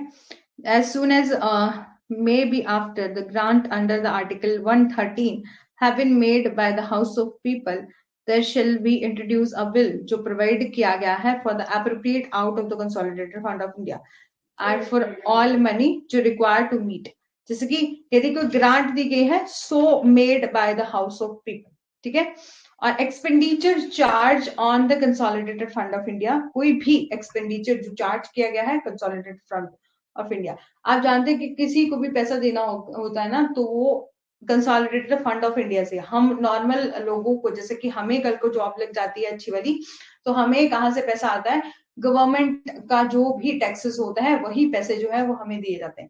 लेकिन इन सभी को जो पैसे आते हैं वो कंसोलिडेटेड फंड ऑफ इंडिया से आते हैं, जो भी हमारी बड़ी बड़ी पोस्ट होती है। लेकिन इस आर्टिकल में कुछ और है, अप्रोप्रिएट बिल की बात की गई है, ठीक है, और इसको कि हम जो है वो कल से दोबारा से डिस्कस थोड़ा बहुत कर लेंगे, लेकिन थोड़ा बहुत देख लेते हैं कि supplementary and additional and exercise excess grant बोला है कि इसके अतिरिक्त, ठीक है, इन सभी ग्रांट के अतिरिक्त तो जो है वो कुछ एक ग्रांट जो कि हमने बात करी है कि कुछ सप्लीमेंट्री ग्रांट क्या क्या है, जैसे कि जो मनी है वो स्पेंड की जाती है किसी भी सर्विस में, ठीक है, ड्यूरिंग अ फाइनेंशियल ईयर, कि जो जो उनका जो पैसा है वो कहाँ कहाँ खर्च किया जा रहा है, ठीक है। इसके अलावा ये जो सैलरीज बताई, इनके अलावा कौन कौन सी जगह पर जो है वो खर्च किया जा रहा है, और एस्टिमेट बनाया जाता है amount the expenditure of the present house of the people में डिमांड एंड एक्सरसाइज,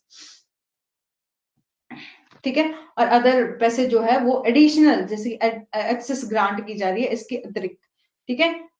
यहां तक समझ में आ गया। फिर बोला है 116 में बात की है वोट ऑन अकाउंट की लेखा पर वोट की, वहां पर क्या होता है जब वो बिल पास होता है तो वहां पर वोटिंग भी करवाई जाती है, कौन कौन पर्सन जो है, कौन कौन से मेंबर जो है वो इस बात से सहमत है कि ये ऐसा होता है ना, वहां पूछते हैं कि अपोजिशन में भी पूछते हैं कि इतना पैसा, जैसे कि एक एक एमपी को इतने पैसे दे दिए गए हैं, उन्होंने अपने एरिया में जो है वो इतने पैसे लगा दिए, ठीक है।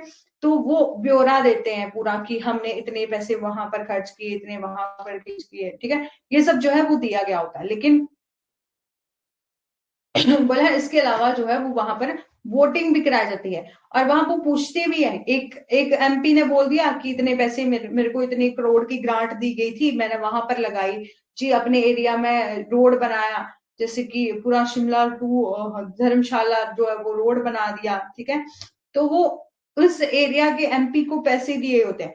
तो दूसरा पर्सन जो अलग से एमपी होते हैं ना, वो बहस भी करते हैं उस टाइम, आपने कभी पार्लियामेंट को देखा होगा ना, तो वहां पर बहस भी करते हैं कि कितने पैसे, तभी तो बोलते हैं कि कुछ, जैसे कि ऐसा तो बोलना नहीं चाहिए, लेकिन यदि कहीं भी कोई घोटाला होता है ना, तभी तो बोलते हैं कि ये जो मंत्री होते हैं वो बीच में कुछ पैसे जो है या तो ठेकेदार खा जाते हैं, जिस कारण अच्छा जो है वो रोड नहीं बन रहे हैं, जिस कारण मतलब आजकल करप्शन हो रही है ना। तो यही होता है कि वहां पर क्या है, उनको सब कुछ बोले प्योर तरीके से बताना पड़ता है, वोटो भी होता है, यदि आप पूरा अपना पेश कर रहे हो ना कि मैंने ये चीजें जो है वो अपने एरिया में करी है, तो फिर वहां पर वोटिंग होती है कि कौन कौन पर्सन जो है वो इस बात से सहमत है कि इन्होंने ऐसा बनवाया है या नहीं बनाया, ठीक है।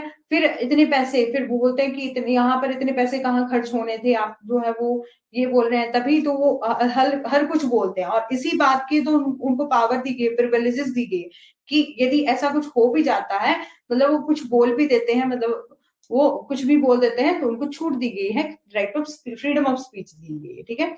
और वोट होते हैं क्रेडिट एंड एक्सेप्शन ग्रांट्स, ठीक है, जो भी ग्रांट अनुदान जो दिया गया है, ठीक है, जो मैंने बात करी ना कि जो भी क्रेडिट और एक्सेप्शन ग्रांट जो दी जाती है उस बात को लेकर क्या होता है, वोट होता है। और कुछ special provision as a financial bill भी है, ठीक है। जैसे कि मैंने शुरू में बताया था 3 बिल होते हैं, एक तो हमारा मनी बिल होता है, इसको कि हम कल चार्ट के थ्रू बिल्कुल डिटेल में सीखेंगे। एक मनी बिल होता है, दूसरा फाइनेंशियल बिल होता है, और वन फाइनेंशियल बिल फर्स्ट होता है, फाइनेंशियल बिल सेकंड होता है, ठीक है। फिर बात करते हैं procedure, generally rule of procedure क्या है, रेगुलेशन बाय द लॉ, जो कि procedure in a parliament relation to the financial bill. इन सभी को हम 2 स्लाइड्स बची हैं, बट कोई बात नहीं, उनको हम सारा ही चार्ट के थ्रू ही पढ़ लेंगे, जहां पर court not inquired into the proceeding of parliament, ठीक है। वही बात की गई है, restriction on the business discussion of parliament की, संसद में जो भी चर्चा होगी उस पर कोई रिस्ट्रिक्शन जो है वो नहीं लगाई गई है। पहले बोला है कि रूल ऑफ प्रोसीजर क्या है, कि किस तरीके से कि क्या रूल है प्रोसीजर का, किस तरह से हमारे बिल जो है वो पेश होंगे, इस बारे में बात की गई है, ठीक है। इसको हम कल देख लेंगे। फिर बोला है regulation by the law procedure in parliament in relation to the financial business, ठीक है। और 20 में बोला गया आर्टिकल 20 120 में कि लैंग्वेज जो यूज की जाएगी पार्लियामेंट में उसकी बात की गई है, ठीक है, कि कौन सी लैंग्वेज जो है वो पार्लियामेंट में यूज की जाएगी, ठीक है।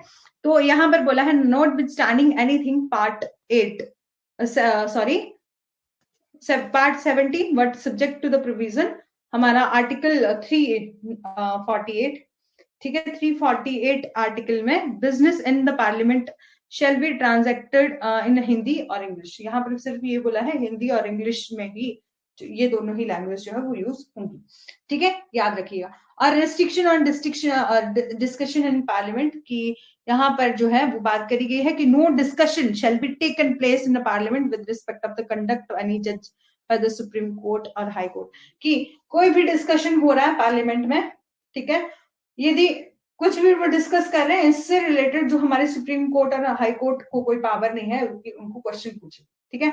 और कोई भी किसी भी कोर्ट के द्वारा, चाहे आप सुप्रीम कोर्ट या हाई कोर्ट की बात कर लीजिए, किसी को भी क्या है, कोई भी कोर्ट जो है वो इंक्वायरी नहीं कर सकता है, जो भी प्रोसीडिंग होगी हमारे पार्लियामेंट में उसके उससे रिलेटेड कोई भी इंक्वायरी जो है वो supreme court and high court के द्वारा नहीं की जाएगी। ये जो है वो प्रिविलेजेस पावर दी गई है हमारे पार्लियामेंट के मेंबर को, ठीक है। यहां तक समझ में आ गया है आपको। एक बार जो मैं कल मनी बिल जो है, जो बिल पूरे टाइप ऑफ बिल है इसको करवा दूंगी, बाकी जो है वो हमने यहाँ से कर लिया है, ठीक है। उसमें हम देख लेंगे कि क्या प्रोसीजर है, ठीक है, शुरू में, ठीक है। और फिर बात करते हैं चैप्टर नंबर 3 जो है वहां पर दी गई है legislative power of the president की, आर्टिकल 123 जो कि पावर बात करता है power of the president to promulgate ordinance during the access of parliament, ठीक है। और संसद के अवकाश के दौरान अध्यादेश जारी करने की राष्ट्रपति की शक्ति, कि यदि संसद में क्या है जो है संसद के जो अवकाश चल रहा है, ठीक है, जो पावर है प्रेसिडेंट को promulgate the ordinance during the recess of parliament, यदि पार्लियामेंट में रिसेस का टाइम भी है। 120, हाँ 122 जी रश्मि, यहाँ पर बोला है कि जो जो पार्लियामेंट की प्रोसीडिंग होंगी ना, यदि वो कुछ भी, जैसे आपने देखा होगा कि पार्लियामेंट में कुछ भी बोलते रहते हैं, मतलब जो भी उनकी प्रोसीडिंग होगी उन उसको कोई भी कोर्ट वो है वो इंक्वायरी नहीं करेगी, जांच पड़ताल जो है वो उनके द्वारा नहीं की जाएगी, किसी भी न्यायालय में नहीं की जाएगी, ठीक है। ये दिया गया है 120 में, ठीक है, 122 में सॉरी, ठीक है। और 123 में बोला है कि राष्ट्रपति जी को पावर है, ये हमने जब हमने पावर्स देखी थी ना वहां भी देखा था ये तो कि जो हमारे जो प्रेसिडेंट है उनको पावर दी गई है कि प्रोमलगेट कर सकते हैं किसी भी, जैसे कि अध्यादेश जो है वो जारी कर सकते हैं जब रिसेस ऑफ द पार्लियामेंट होगा तब भी, ठीक है। If any time except both house of the parliament are the session, कि जब भी किसी भी समय में या इसके अलावा भी संसद के दोनों सदनों का सत्र चल रहा है, तो राष्ट्रपति इस बात से संतुष्ट है कि ऐसी परिस्थितियां मौजूद हैं जिसके उसके लिए तत्काल कार्यवाही आवश्यक बनती है, कि यदि जो हमारे प्रेसिडेंट हैं उनको ऐसा लगता है कि कुछ नेसेसरी स्टेप लेने चाहिए, मतलब कुछ ऐसी सर्कमस्टांसेस जैसे इमरजेंसी का ही कोई ऐसी सिचुएशन हो गई या कुछ भी ऐसा हो गया, मतलब खतरनाक वाली सिचुएशन हो गई जी, और कोई भी ऐसा जो इम्पोर्टेंट जो है वो डिसीजन लेना हो या तो कोई भी तत्काल कार्यवाही करनी हो, तो प्रेसिडेंट को ऐसे लगता है कि वो इमीडिएट जो है वो सेशन बुला सकते हैं, तो नेसेसरी फॉर द हिम और immediate action then he may promulgate कर सकते हैं such ordinance as the circumstances appear to him or require, ठीक है। और फिर बोला है एंड ऑर्डिनेंस जो है मतलब अध्यादेश जो है वो promulgate किया जा सकता है under this article shall have the some force or effect as a act of the parliament but every such ordinance, ठीक है।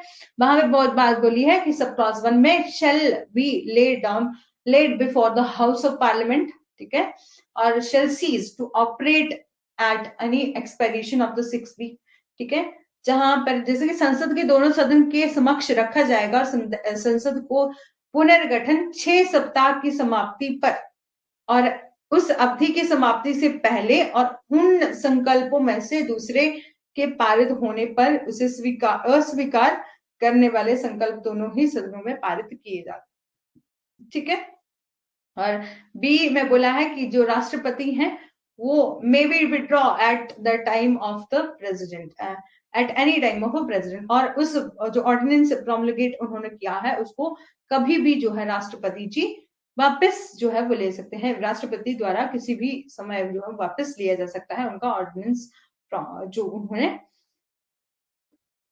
उनका जो प्रोमलगेट ऑर्डिनेंस होगा उसको वापस लिया जा सकता है। ठीक है, बोला है कि जहां संसद के सदनों को अलग अलग तारीखों पर फिर से इकट्ठा करने के लिए बुलाया गया है, मतलब यदि प्रेसिडेंट चाहते हैं तो वो अलग अलग दोनों ही सदनों को जो है वो इकट्ठे बुला सकते हैं।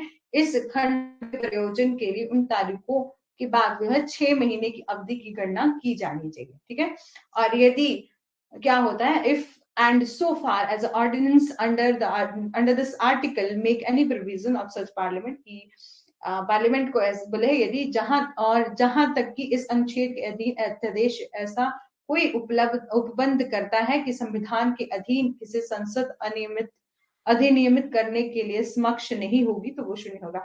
कि यदि कोई ordinance, if so far as ordinance under this article make any provision with such parliament or would not under this constitution, कि यदि कोई भी ऐसा प्रोविजन जो पार्लियामेंट ने बना दिया है वो अंडर द कॉन्स्टिट्यूशन नहीं है तो उसको क्या कर दिया जाएगा, वॉइड कर दिया जाएगा। यही था हमारा आज का सेशन, और समझ में आ गया होगा रश्मि गुड़िया?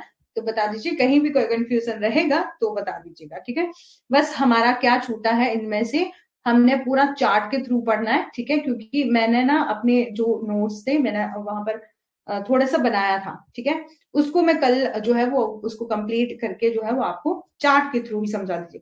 फिर वहां पर आप क्या करिएगा, कॉपी पेन लिख के बैठिएगा, फिर आप पूरा ही जो टाइप ऑफ बिल क्या है, क्या प्रोसीजर है, इन सभी को कर लीजिएगा। ठीक है, फिर हमारा कुछ नहीं रहेगा, मतलब हम पूरा बिल जो है वो अच्छे से डिस्कस कर लेंगे। क्योंकि मैं अभी आर्टिकल मैं देख रही थी तो इतना ज्यादा कंफ्यूजन हो जाना था, तो इसलिए मैंने सोचा कि उसको अलग से करवाऊंगी। ठीक है, बाकी हमारा सारा कंप्लीट हो चुका है। ठीक है, जाते जाते यदि आप रिकॉर्डेड भी देख रहे हैं तो, और यदि आप यूट्यूब पर भी देख रहे हैं तो हमारे पेपर 1 और पेपर 2 के भी जो है अदर अदर सब्जेक्ट के कोर्सेज जो है वो चलाए गए हैं। यदि आप किसी भी कोर्स में ज्वाइन होना चाहते हैं तो हो सकते हैं, और साथ ही साथ और आप यदि कोड का यूज करेंगे पूजा 10 तो आपको 10% ऑफ मिलेगा। थैंक यू सो मच गुड़िया, रश्मि आपका भी बहुत बहुत थैंक यू। नोट, हाँ हाँ रश्मि, नोट डाउन कर लीजिएगा। ठीक है, हाँ चार्ट के थ्रू जो मैं बताऊंगी वो नोट डाउन कर लीजिएगा। और बाकी क्योंकि आप ये बात तो आप भी जानते हैं कि हमारा कॉन्स्टिट्यूशन बहुत बड़ा, और जो उसी को लेकर थोड़ा बहुत होच पोच हो गया आज की, मैं कभी कुछ बोल रही थी नोट्स के बारे में। और thank you super class, thank you Rashmi. कोई बात नहीं, हम कल जो है वो नोट विद नोट्स ही करेंगे। ठीक है, मतलब जल्दी से कर लेंगे, अदरवाइज फिर मतलब ऐसा हुआ कि क्लासेस फिर भी कम पड़ी तो क्या होगा कि मेरे को एक्स्ट्रा क्लासेस लेनी पड़ेंगी। बस, बट कोई बात नहीं। ठीक है, हाँ जी ठीक, ओके ओके।